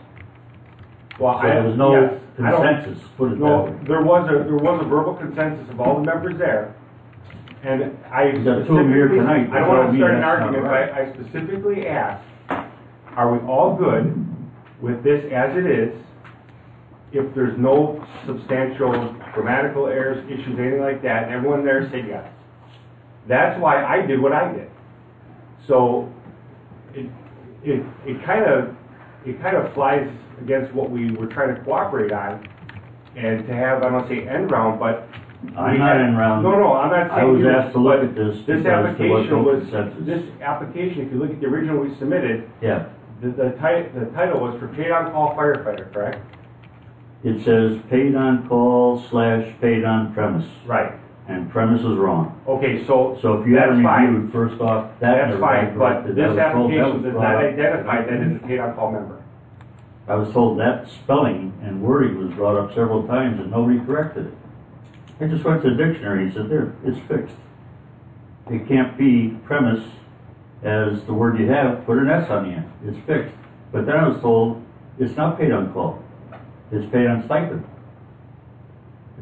And I, when you sent me your, here's how the payroll worked and what you did last year, I don't know if I got it on time to you, but you said, in most cases, those fees apply, which indicates to me at some point, you'll have not only the stipend, but an hourly rate for someone based on their qualifications. Yes, and I How do sent we you know follow-up what email, that you probably don't have, but I sent you a follow-up. You did? Yeah. Because I have no idea how So- to look at that. Our concern and our discussion when we had it that night, so that you're clear, Yeah, is that we discussed that particular, we spent 15 minutes on this first part of the application, this first page. about the paid on premise thing. Yeah.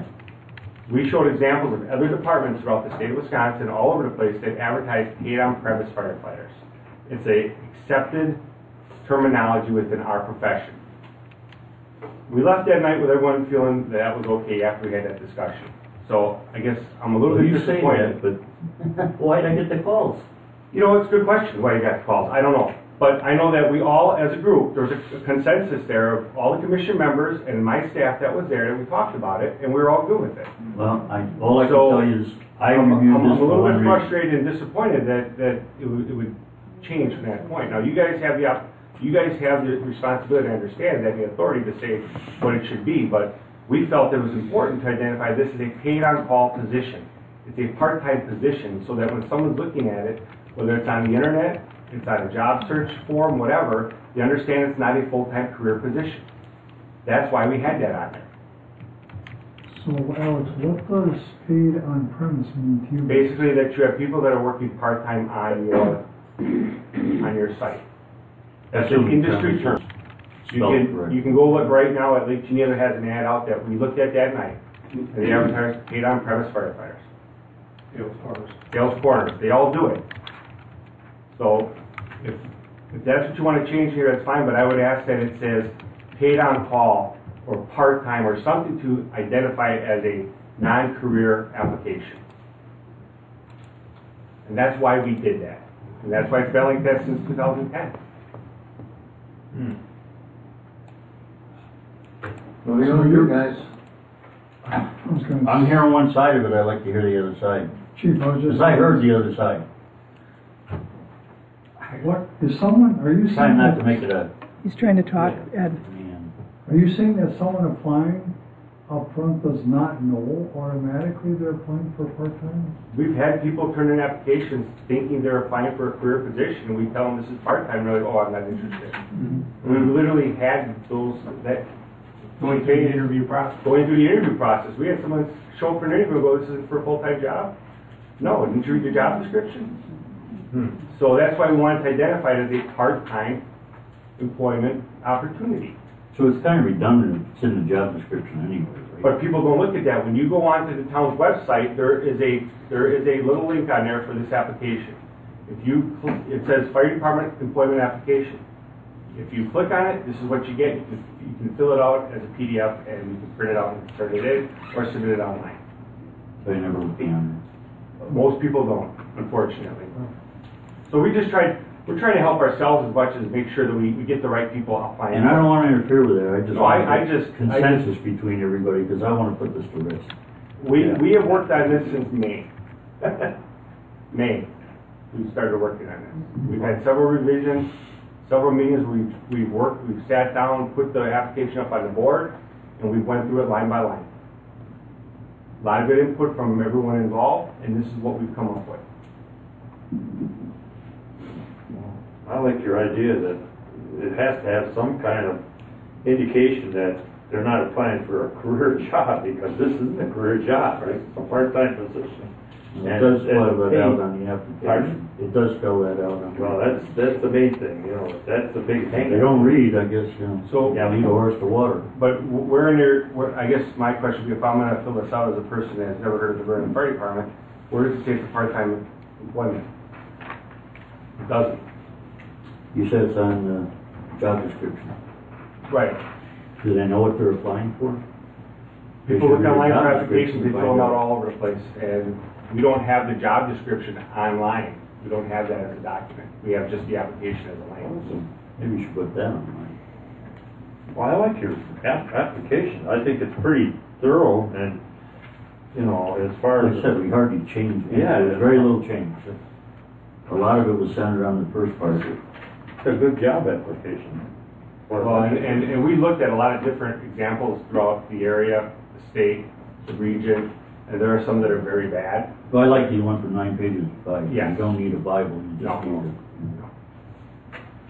So what is the difference, someone looking at this cover page, when they see paid on call / paid on premise? What's the difference between the two? They both imply part-time? Paid on call is essentially that, you get paid for each call you go on. Most volunteer departments who don't have in-house staffing, or any type of a staffing model that provides people to immediately respond, just come from home. Like Town Waukesha does it. They just respond from their house, they get paid for the call and they go home. If you have part-time paid on premise, that says to people who are, especially people who are looking for work or experience, that we have part-time positions in the firehouse. If you come in, you work just like it's a career fire department. So that helps us in our advertising. And it's become an industry accepted description. If you look, I mean, you could look at, like I said, Lake Geneva's advertising right now for paid on premise firefighters. That's exactly how it is, paid on premise. Hope they supposed to be. I mean, after all this time.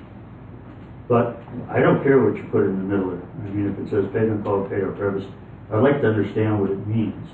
And I'm behind the horse on this one because I didn't get your second email. Explain to me that, yeah, we take second shift and we pay them based on paid on premise.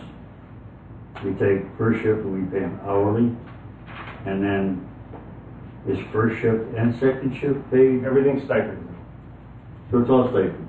So when you said sometimes this way, sometimes the other way, in my mind, I interpret it to mean that they do get their rating. Let's say they're a paramedic, they get $17 an hour for on-call. Do they get on-call money as well as the stipend then? They're On duty. They're kind of interchangeable terms. The stipend and the on-call pay are basically interchangeable now. So Between both night and day? between night and day. The rates are a little different because of the expectations, but where a person would get an hourly rate would be, an example would be a call comes in at 5:45. They go to the hospital, they come back, and it's after 6 o'clock. Their stipend covers them from 8 in the morning to 6 at night. So now they've been working for 45 minutes past what they should have been working. At 6 o'clock, they become an hourly for that short term to So fulfill. only time outside of the work hours. Right, Stipend pays for the standard work hour time. right. Extra for hourly or rated pay, if you want to call it that. Positional pay, I guess. you could call Additional it. based on skill level is paid. Only after hours or before hours. Or if we have a structure fire, and we have 10 people come in that are not on shift because our resources we need for a structure fire. Those people who respond to the call will then be paid hourly from the time the call comes in to the time they're released by the incident commander. But they're not getting any, stipend. No, they're coming in because we need more people. It's added staffing resources, yes. I understand it now. And if you think that terminology is required, Well, I just think it's the industry accepted terminology that's out there right now. I mean, we could simply just put paid on call in front of it and that's fine. Or part-time / paid on call, and then, but I would like to somehow put it in there that it's part-time and paid on call. Because that creates the expectation and identifies what is expected. wouldn't it be better to say paid on call and stipend?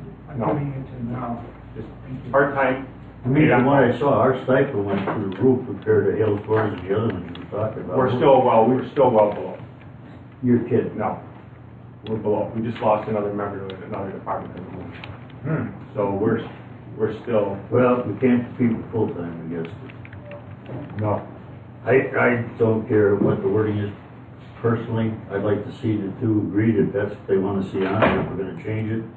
Because up to this point, I think Bill and I put together everything that was corrected, or needed correcting, spell-wise and punctuality improvement. Other than that, Well, and we need a copy, because we need to convert this now to a file, so I'm sorry, we need a copy of it because we need to convert it to a PDF fillable file. what, so But we need to make sure we track this so that I sent you a copy. well, but the way it came through on the email didn't look right. It was all chopped up. So I want I'll to make send sure, it then. Well- I want to make sure we get it as a Word document like it was, and then we can modify it to create the Well, PDF. I don't know if we're gonna authorize it to be modified all again, or if you're just gonna bring it to the standard. So, when you say modified, you mean corrected to what we just put together, or you're gonna? No, it's got to be put into a fillable form. Oh, I know what you're talking So about. The form where Bill and I created, or the form that you guys said was approved on the 22nd? we can We changed. compromise to put the paid on call. I want it in a Word document so when we need to make that change, we're all on the same page with Karen, you can yours. send that in a Word document, can't you? I gave it to you. Or a PDF. Yeah, yep. Word would be better. Okay. We can convert it to PDF a can't be PDF. modified. Is yeah. it, did he send it in a PDF? I'd have to look. I'll fix it. I'll send it. You could change it from PDF to Yep, whatever you. yep. But we'd like to have on here in front of, or somehow integrate paid on call, part-time with the firefighter, EMT, paramedic. My statement is, if you agree with them and they agree with you, I have no problem with it, but otherwise, we're gonna sit here and make a judgment call because we can't get agreements. And I thought when we left that night, we had it all worked Well, I out. thought we weren't gonna have to make an agreement, or have to make a judgment call here, but we sat today making changes on this thing, trying to get it up to speed, so. Well, to me as a layperson, I would rather see part-time paid on call. That's fine. But I'm looking from the outside in. If this Gary, is- you've been on. That's fine. If this is universal. I don't like the statement this one here makes, that if I was looking at this, I'd say I'm applying for a career department. I think it needs to be explained. You're not. You're not going on a career department. Well, that's- We're not got, Bill and I as far as fire department, so I'm proud of the people who've been there and know what Works they're for me. doing. I'm not gonna Done. stand away We there. can make the changes for it. But the rest of it, I'd like to see you follow the format. You had spelling error, you had other things in there that have been corrected. You'll see them. I don't want to. Because it's frustrating because we had several people go through this. Not everybody's at school as diligent in English language. All right, what are we going to, it's application for employment, that's good. I'd say the application for employment as we presented tonight with Bill and my changes, with the addition of changing the header to paid on call, paid on premise, and spell it right, please, is not a problem as far as I'm fine with just part-time paid on call. Yeah. That's fine. Whatever you feel is the best wording to explain. No, we're gonna end this and we're gonna figure it out right here. Yep. Yeah. That's what we're gonna do. I've had enough of this since May. That's, you guys, this is enough. Everybody, this is enough. Yeah. Let's get this application, we wanna hire some people, correct? We've been using the old one, so it's not Okay. hiring people. So, it'll read, application for employment, paid on call, Slash. slash, paid on premise. How about part-time? I'm talking to the board. Sorry. What do you guys want? You want paid on call or part-time? Well, as an outsider, I'd say part-time. But if the chief is insisting that the universal language amongst firefighters, including new applicants, is described by paid on premise, I'll leave it go. Ed?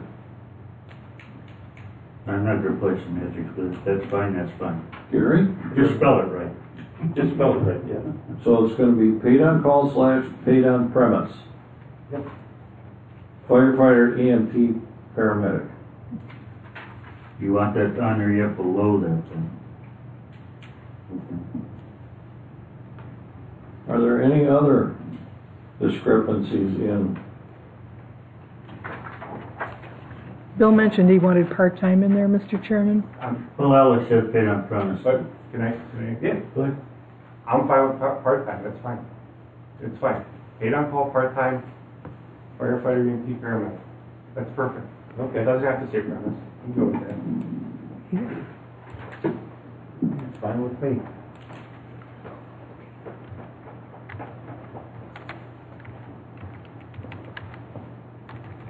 Okay, so it's application for employment, paid on call slash part-time, firefighter, EMT, paramedic. Boy, I'm sorry. I'm gonna make that motion. Is there a second? I'm a second. That we approve this. All those in favor? Aye. Opposed? Ayes have it. All right. So Madam Clerk, will get the document to the chief? Yep. Okay. All right. Are you gonna modify or you want me to make a change and shoot your copy or? No, I'll take it from I'll look at your email. Got it, you'll get it to me. Got it. Yes. Okay. Item M, authorize town chairman to sign the Janet King contract.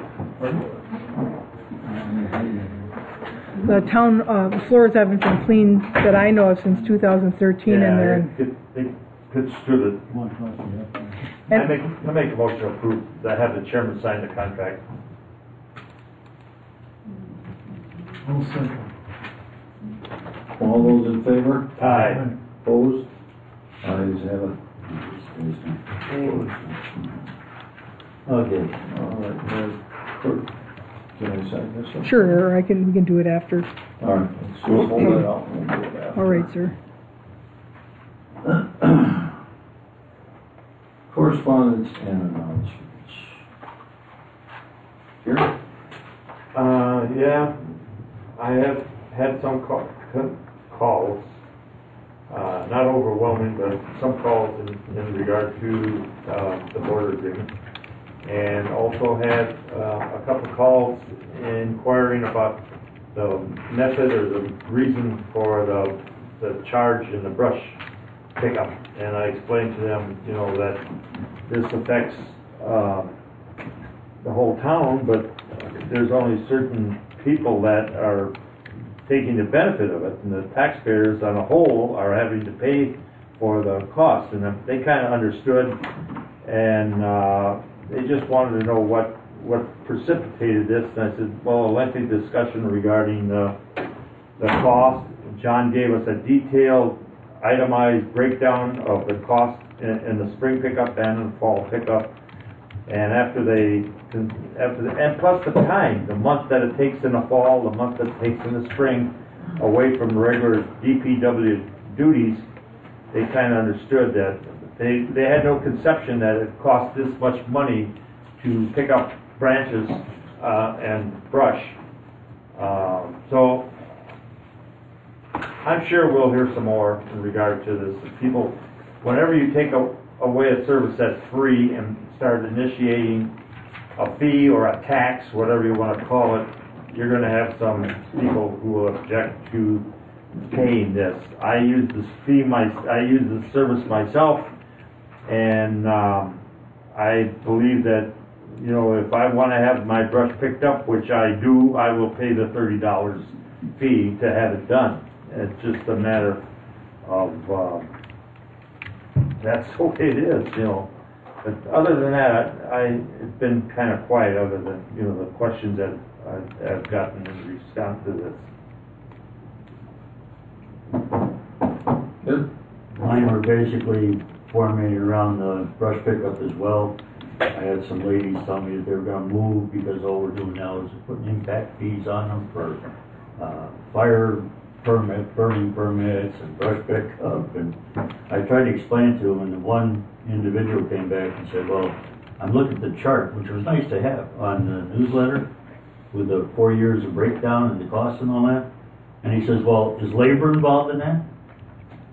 I said, yeah, labor's figured into that. There's people driving the trucks picking up the brush, you know. Well, why is that? He says, we're paying for that on our taxes. I said, well, I'm not getting any use out of it when he's burning your brush or picking up your brush and all. So we're subsidizing you. Do I want to subsidize you? I'd really rather not. So why don't you just pay for your share and we'll take care of it that way. Well, he couldn't come up with an explanation after that. But he said, well, let's change it to 1 or twice a year because we don't want to spend $60 or more. I think we've talked about once or twice a year. And I said, the problem there is half the people want it in the spring, half the people want it in the fall. How do you pick? No, you can't make everybody happy at one time. So we're sitting with it as it is right now. We're going to test the waters on it. I said, that's where it's at. So I guess we're just going to have to live with this until we get some measure on it. See if he ends up with a brush pile back here or doesn't end with a brush pile back here. Our concerns, if they're met, if they're not met, that'll tell us we either did something right or we didn't. And we can go forward that way, I guess. Better measure. Bill? I had kind of a reaction similar to Gary's with a couple of calls I got. It seemed like the $30 more a heartburn than giving up one pickup spring and fall. Yeah. That's what was surprising to me. So they don't like the $30 issue, but when I asked them about, well, we're trying to keep taxes down, here's the cost for spring or fall, whichever one you look at, they did not seem to be very upset about agreeing to eliminate one of those two. As Ed just said, the big problem is, okay, flip the coin which one is which. But one lady who said, yeah, that would be agreeable to me, she said, for me personally, her comment was, I would prefer spring because you get a lot of dead wood from the end of the winter, the wind's broken off and so on, which kind of makes sense. I don't know, from a board standpoint, I would like to see us go back, and I think I brought this up as long as 2 years ago with the idea of coming back on the pickup end of it, and I think I still lean that way. Let's talk about eliminating one of the two, and even if we do not have the $30 fee, I guess the $30 is a non-issue to a lot of people, but a few people, like I said, really gives them heartburn. So anyway, that's where I think as a board we should go back and discuss the elimination of one or the other. Spring and fall. It's going to save us more money in the end. I think with the letter we send out, we should put that in there. And I think that'll bring more people out than this border agreement. You know that? Yeah. So it hits your pocketbook. Now, I had one other issue, Mr. Chairman. I read over it's not really a petition per se, but very poorly presented written document. But I took the liberty to call, I know a lot of people who signed it, and I took the liberty to call a few of them and asked them a few questions. What were they told this pertains to? What will it do? What is going to be the cost to the town? They knew none of those. In fact, one of the people I talked to called me back later and he said, you know, I thought about our conversation. I apologize for even signing the referendum. The referendum does not tell us what the referendum is, what's the state. Not a soul in this room can tell us, not even the people who peddle the thing around. Number two, what's going to be the cost? It cannot be on the ballot in April. It's going to have to be a separate referendum vote. What's that going to cost the town? Have we told taxpayers that? Or have we just said, flippantly, oh, don't worry, it's non-binding? That's what some people thought. Oh, I was told it's non-binding, why not sign it? Nothing else. I think this was a very, I don't even want to use the word unprofessional, very pathetic presentation of an issue. Doesn't really tell them what the issue is. If you take 28 signatures, how many of those 928 do these people have time to sit down and really tell them what this is about? 50, 75, no way, 900 and something. There aren't enough days in the next year to explain. So what you people had who circulated the referendum was a document signed by people who were boondoggles. You ask them tomorrow what they signed, they'll have no clue. And they're probably now going to be smart enough to ask you, what is the referendum going to say?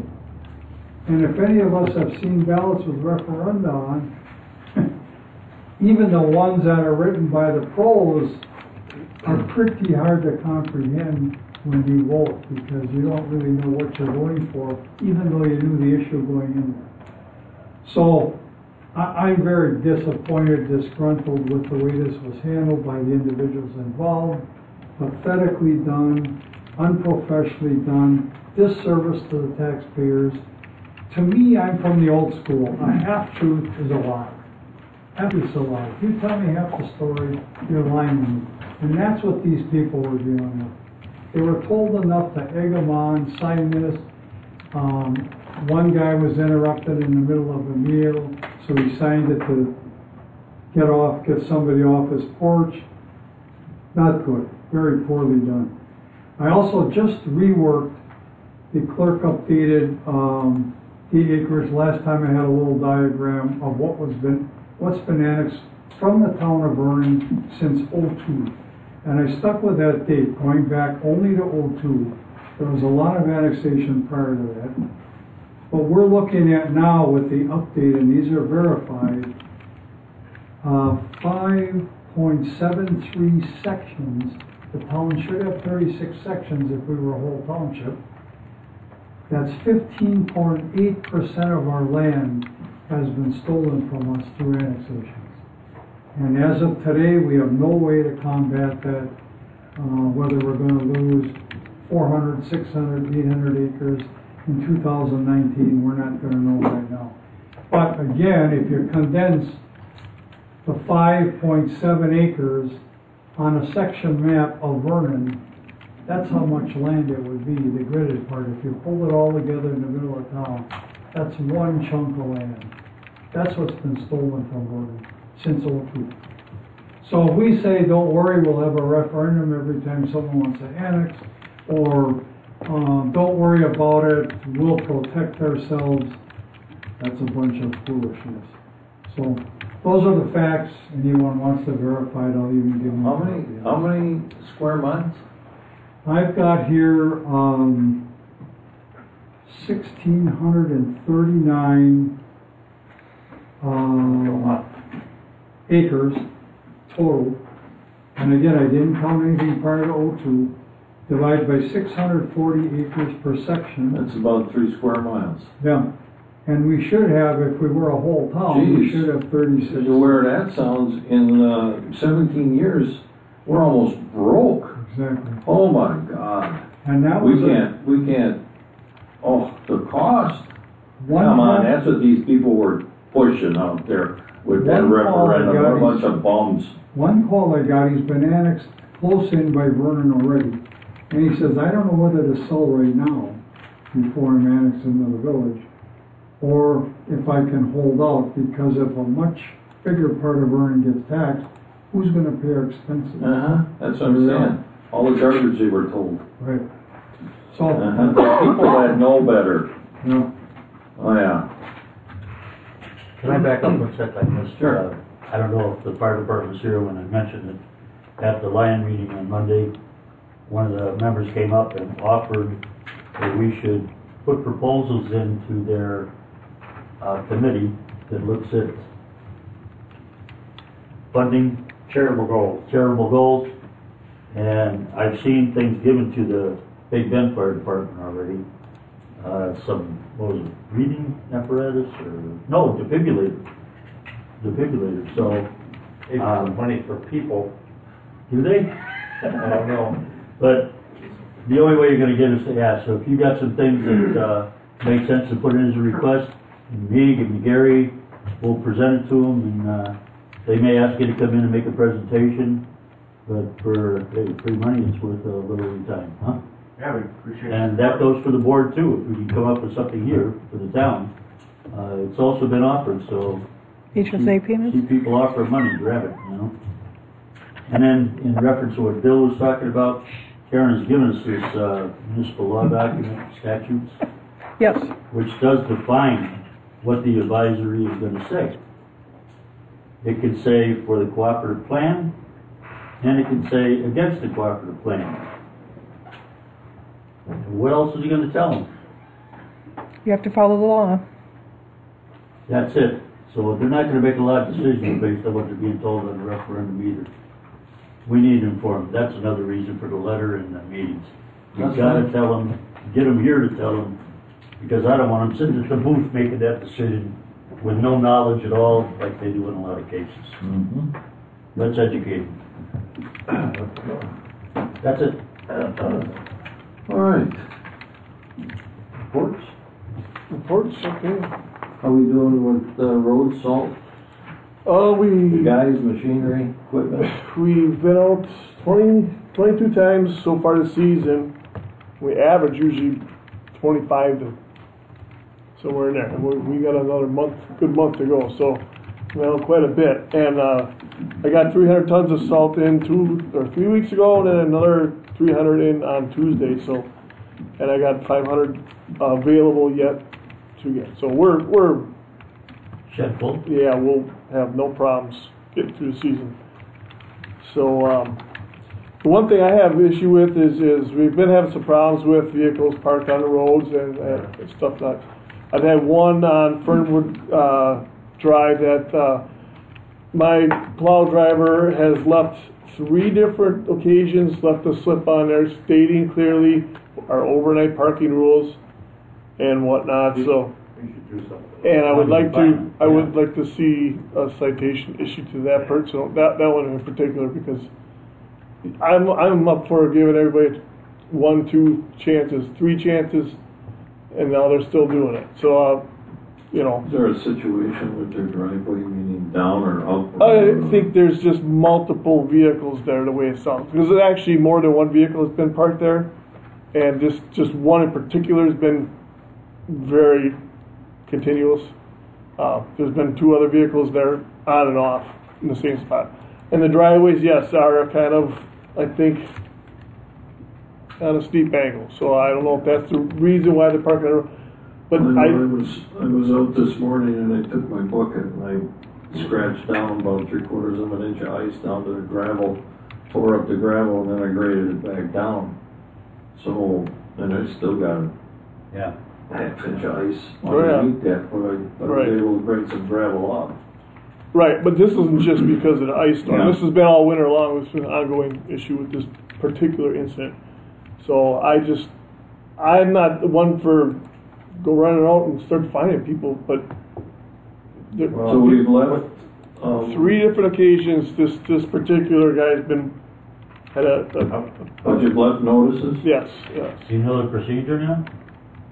Well, as I said, we just Oh. I do. I do. I just brought it up with Karen today. We were I'm talking ready. about how to proceed here. So. How's the problem with people plowing snow across the road? Well, that's the other one. I'm gonna give everybody flyers in their trucks, and we're gonna have to start handing those out too, because we can't physically. It takes us 4 hours to get to a plow route. You know, the guys on the end of the plow route are complaining because the road is. If you stopped every time and started handing these things out, Yeah. we never get through. Yeah. So we're gonna have to come up with a, keep track of who's doing it and go back after the fact and probably start handing Send them them a out. letter. Or send us some.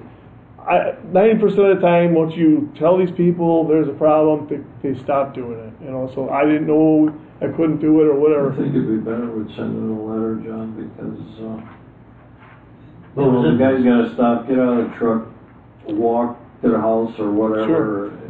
It Just write down the address. Creates a hazard. Yeah, and I personally, I know I don't want to be throwing stuff in mailboxes either or whatnot, so that's just, I'd rather. If we That could- one so bad the first snow here up on Center, that it was sticking out into the road. I've got from the people shoulder that about do that. 3 feet. They park halfway onto the road. Yeah. I get a lot of We that. have, we have a policy on that, correct? Mm-hmm. Yeah. Right. So We that's have what I one- said. We have one person in our subdivision that, it's got a steep driveway, and you're well aware of it. Their car is parked on the road all the He time. was just there again And just the other this night. last ice storm, they have 2 kids, and big kids, and they don't shovel, and they can't get up their driveway, so they park on the road. Now this last weekend, their car was in the ditch, almost upside down, Yeah. because they slid in, and that's where it stayed, like a lawn ornament. He for was 2 days. he was approached by the deputy sheriff and Well, that's, pretty much ignored him. You know. well, they got two adult kids there, and the grandma's out shoveling, trying to get her car up the driveway, and it's absolutely ridiculous, you know. And that car's parked there right now. Yes, it is. No. Somewhere in the last week, I saw some correspondence somewhere, I don't know if it was by email. Someone thought there is no restricted parking in Vernon. Just last year, we changed our ordinance, 2 a.m. to 4 a.m., no parking on the road. I don't 2 to know 9. where I it have was. 2 to 9 on for winter rules. Okay. 2 to 9 a.m. I think it's yeah. It's been in the newsletter every year. Yeah, I try to advertise as much as possible. So I said, and we've handed them out when we see somebody parked there overnight. When we're out at 3 in the morning, and there's a car there, they get a flyer on their windshield wiper. So I mean, they, you know, it's not like we're not giving them a chance, you know. So it's frustrating when it's the same people over and over and over, and they just refuse to do anything about it, you know. So. Okay, Madam Clerk? I got a couple other things. We're gonna get that hot patch unit that we ordered, might be in by the end of next week for doing pothole repair, which, as everybody's probably noticed, they're showing up a little more with this weather. So, and I got 3 of the pre-qualification packets from Stark, Wolf, and Payne and Dolan for paving projects. So they will be submitting bids. Hopefully by Tuesday, we're going to be having a bid opening on Tuesday at 10 a.m. for our road program. We're going to do it somewhere else. Huh? We're going to do it. We'll talk later. Okay. So that's pretty much all I got. So, and if I'm allowed to leave, I got to pick my daughter up at 8:30. So Bye, Anything Jen. else for John? Bye, Jen. Thanks. Fire department report? We email tomorrow for January, for next meeting. Okay, Madam Clerk? As the chairman stated before, the clerk's office is doing a very comprehensive annexation worksheet that will go on the website. We're doing it in conjunction with the state of Wisconsin DOA. People will not only be able to see all the annexations, they'll be actually able to click on and read the petitions.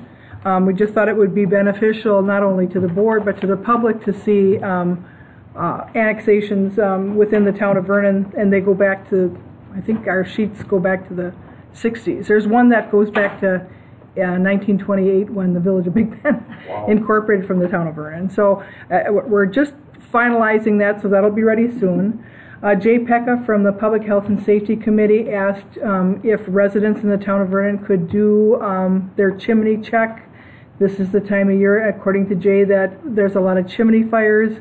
He couldn't be here, and he really asked that people check that for their safety. And before I left this afternoon, I just got a call from We Energies, and they will be sending, they'll be issuing a credit for almost $3,000 for the light pole that DPW Director John Henneberry discovered that was in the village of Big Bend from the Ficco annexation that we were paying for the last 8 years or so, or whatever. So that you'll see those credits. We'll still get a bill, but you'll see those credits on it. And that's all I have, Mr. Chairman. Okay, thank you.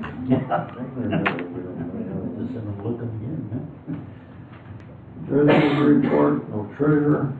And finance, approval of accounts payable dated February 7th.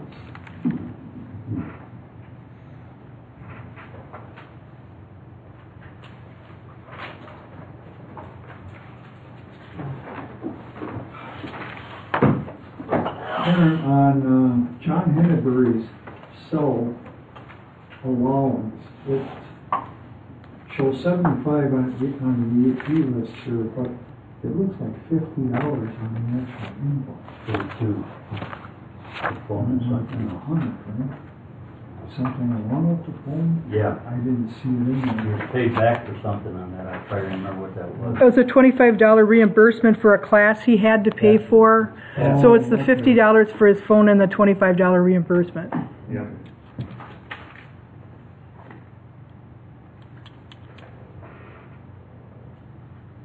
The only other one I had was the Home Depot Credit Services. I went over that thing. I can't come up with 76607.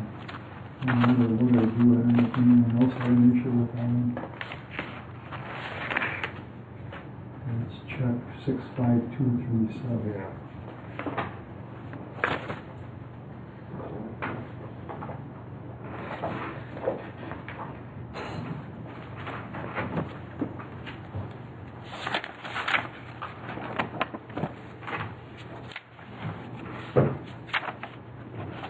Now, some of these are labeled park account, some DPW account.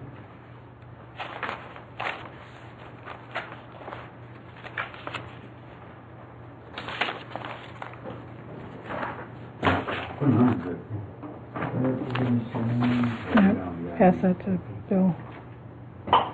It is a combination of the fire department and DPW. Here? Oh. Here's the invoices. And I got one up above that. Number 65231. Seth Gantz for the fire department.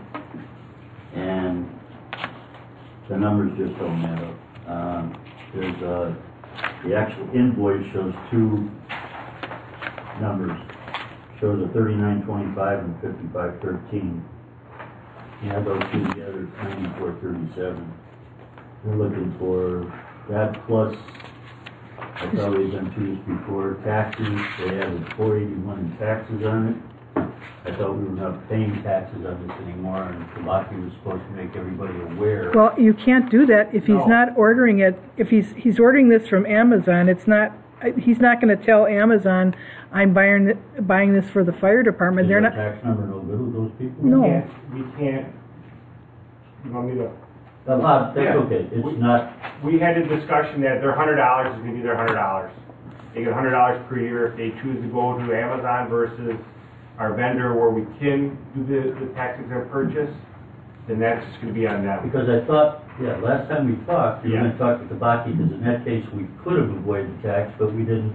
Well, I didn't right, know. but essentially, it's his $100, and actually on that invoice, if I remember correctly, he had put something there that we deemed that wasn't gonna be, we actually came short of the 100 on his because. Oh, yeah, he's not. The patch. 99.18. He had put in for something that we didn't approve. A patch. Oh, So, yeah, it was a patch. or Yeah, you something. scratch it off. Yeah, so. A patch or something. yeah, it really got confusing. Unfortunately, they lose $5.10 because of the tax that they go through their own Okay. vendor. I wondered about that myself.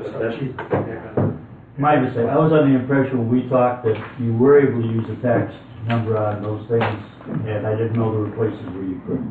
Right, well, and I don't All feel over. comfortable giving our tax exempt number out to every employee, because then there's a potential for misuse, So and then we're gonna give it, so. Good enough. Next line. figures up.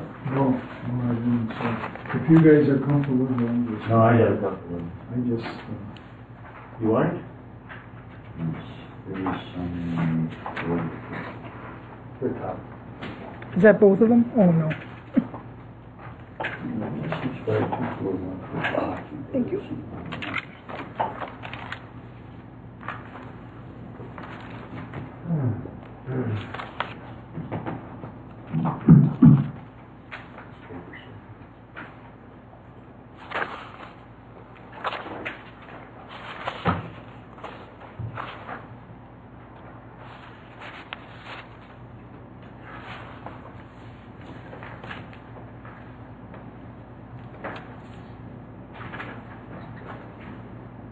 We got one that blames fleet farmer tax on it too from Dave in DPW.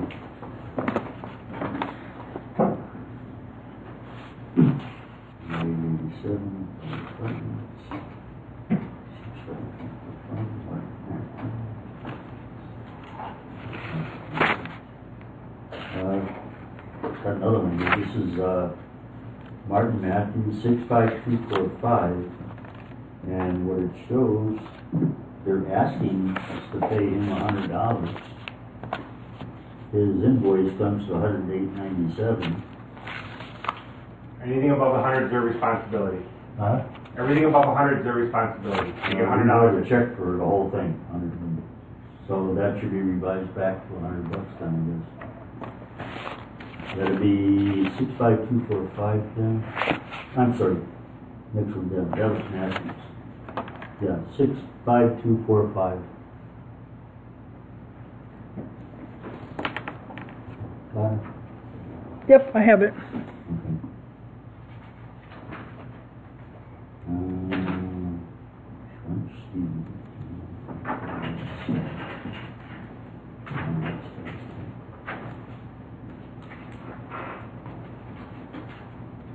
That's all I have.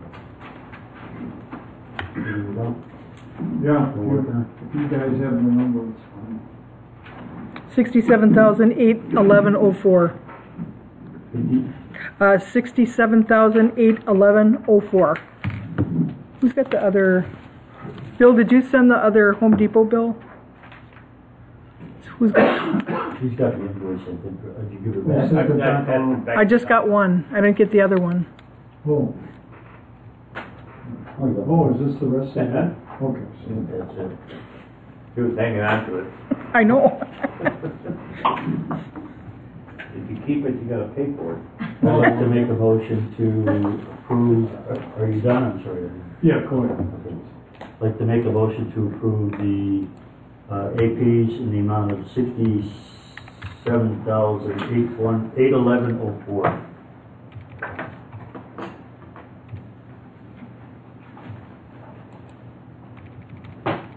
Is there a second? Seconded. Any discussion? All those in favor? Aye. Opposed? Ayes have it.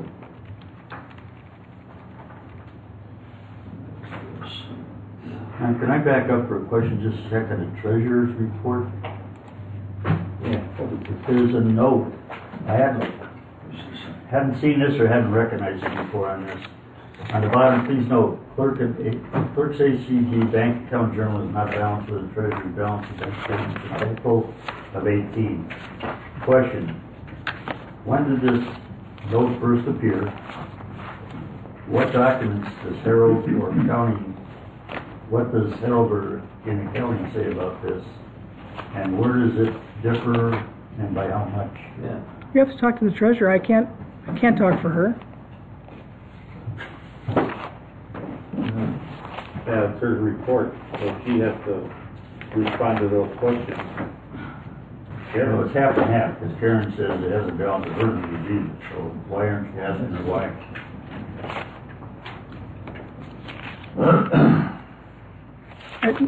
I don't know what she uses a spreadsheet. I don't talk to her about her spreadsheet. I don't know.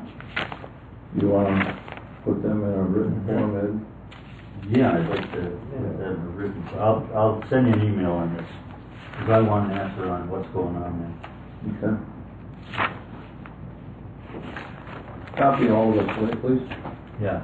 Okay. Am I wrong? Is that the first time I've seen this on this? We've missed it in the past, huh? Yeah, I haven't seen it either. I don't recognize seeing it, that's why I highlighted and asked.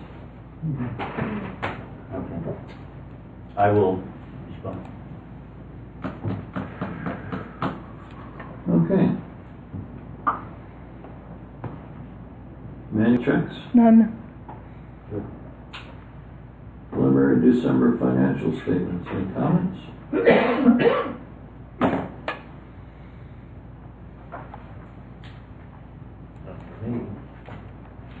It's preliminary. You're gonna see a Yeah. lot of, A lot of changes. yep. There's still bills that are coming in from 2018 and that sort of thing. I was happy to see the total at Yeah. 176,000 in the plus column. Yep. Yeah, there's a couple that really jump out though. Yeah, there's Yeah, Town there's hall some, security, but they need to what? town hall security. Yeah, we jumped out at 751.15%. That's because you put all the cameras in. Yeah. Yeah. We didn't budget for that. Yeah, we did. Just kind of said, we need it, so then, okay. I kind of thought that's where we were. So Is our hosting gonna run over every year, Karen, What, or our website hosting, we're at 156%. We're over budget right now. Do we know what that number's gonna be for, how do we come up with that? number? I'll look into that. It was on page 6 of the individuals. I don't want to go through a lot of detail, just a couple jumped out here and I thought, I don't know why. we'll be able to, when we get farther into the audit. Yeah. I can hold off, no problem, just, it looks big now, I didn't know if they were going to get a chance to correct it. Okay. Karen, clerk, plan commission. What, that's about 353% or so. What was that? 353%. That's plan commission, there was, Which, are you looking at combined or individual? It shouldn't matter. I'm looking January to December general.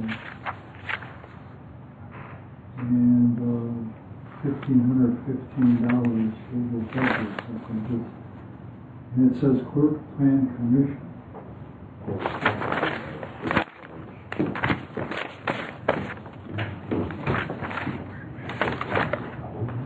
Yeah. No. Yeah,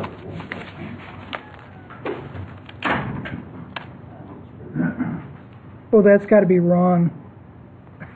I know for a fact that's wrong. Yeah, I can't imagine. That is what wrong. What it would have been. You know what? Howard gave me some journal entries. Let me check that because I can tell you that is way over. That's not right. And Yeah, I missed John on this one, but we're talking home facility maintenance. There's $6,400 budget on that. I don't care what maintenance items we had on I can pull that.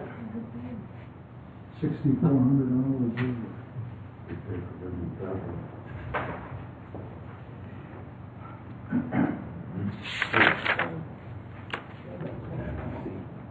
Anything else, Bill?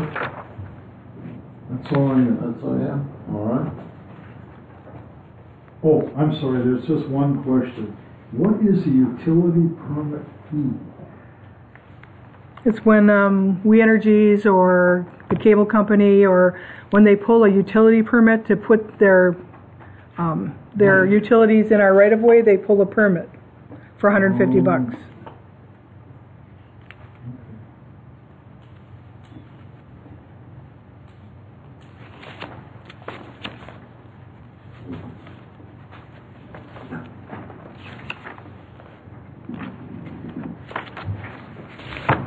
Thank you.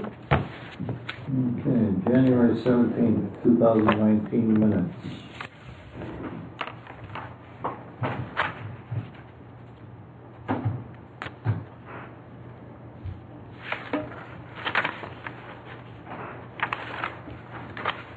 Need to correct the date on the public comments.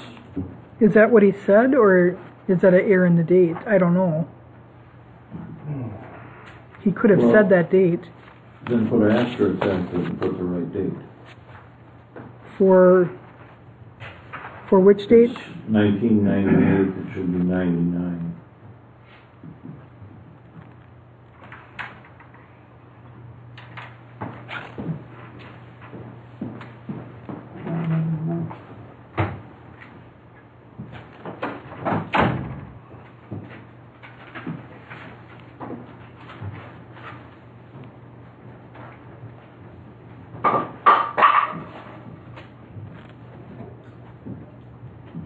A motion?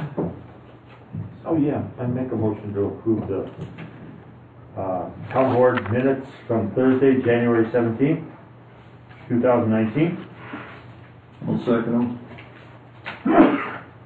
All those in favor? Aye. Opposed?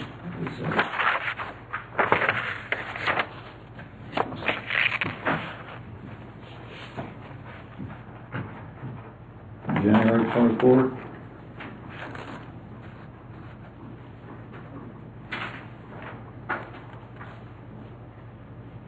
I'll move to approve the January 24th, 2019 minutes. Second. Discussion? All those in favor? Aye. Opposed?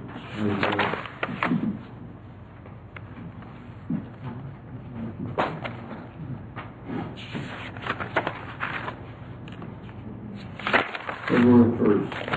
I'll also move to approve February 1st minutes. As written. Second.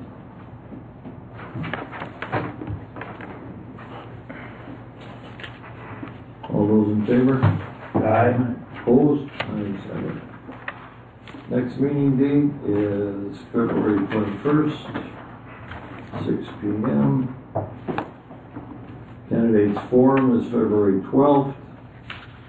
Weather date is February 19th. And there's one March 19th and a weather date of March 20th. Town of Vernon annual meeting is April 16th, 2019, 7 p.m. Public comments. Any public comments? Right here. I just wanted to remind people of the candidates forum coming up. Joe Riley, South 67 West 24425, Skyline Avenue. The first forum, again, February 12, 2019, that's coming up this Tuesday from 6:30 to 8:30. And that's the first of two. And it's right here at the town hall. The doors open at 5:45. The forum starts at 6:30. And again, you can ask questions, one or more than one, and there's 3 different ways of doing that. You can send them in by email to the moderator, who again is Merle Wagner, at the following email address: all small case, forum, FORUM1, TOB 19 at yahoo.com. That's forum, FORUM1, TOB 19 at yahoo.com. Or, again, if you choose to come, and I hope you can, again, the doors open at 5:45, and there will be index cards in the back of the room, and you can take those index cards and a pencil. Please return the pencils, okay? And write one question or more than one on the index card or cards, and hand them to the moderator, Merle Wagner. If you can't make it, the candidate forum will be televised live that evening, and then available on YouTube. Again, just look up the date, candidate forum on YouTube, Town of Vernon, and the date, again, 2/12/2019, and you'll be able to see it. Or if you've got Spectrum Channel 25, 15.25, or 97.25, it will be on there, and it's broadcast. It will be rebroadcast every day at 3 a.m., noon, 5 o'clock, and 10 p.m. daily. Thank you very much. Any other public comments? Any other public comments? No other public comments? Go ahead, Merle. I'm Merle Wagner, West 265, South 8000, Somerset Lane, Town of Vernon. In the Phase 2 update section, as you were reading, I noticed that there was an entity that was negotiating with Mukwonago, town or village of Mukwonago, as a consolidated Town of Vernon and Big Bend. There has never been such an entity. How can anybody negotiate as an entity when they're not even the entity? I have to have that question answered. If anybody can, please tell me. Thank you. I'll have to answer that next time, Merle, because I'm still looking into that. Good question.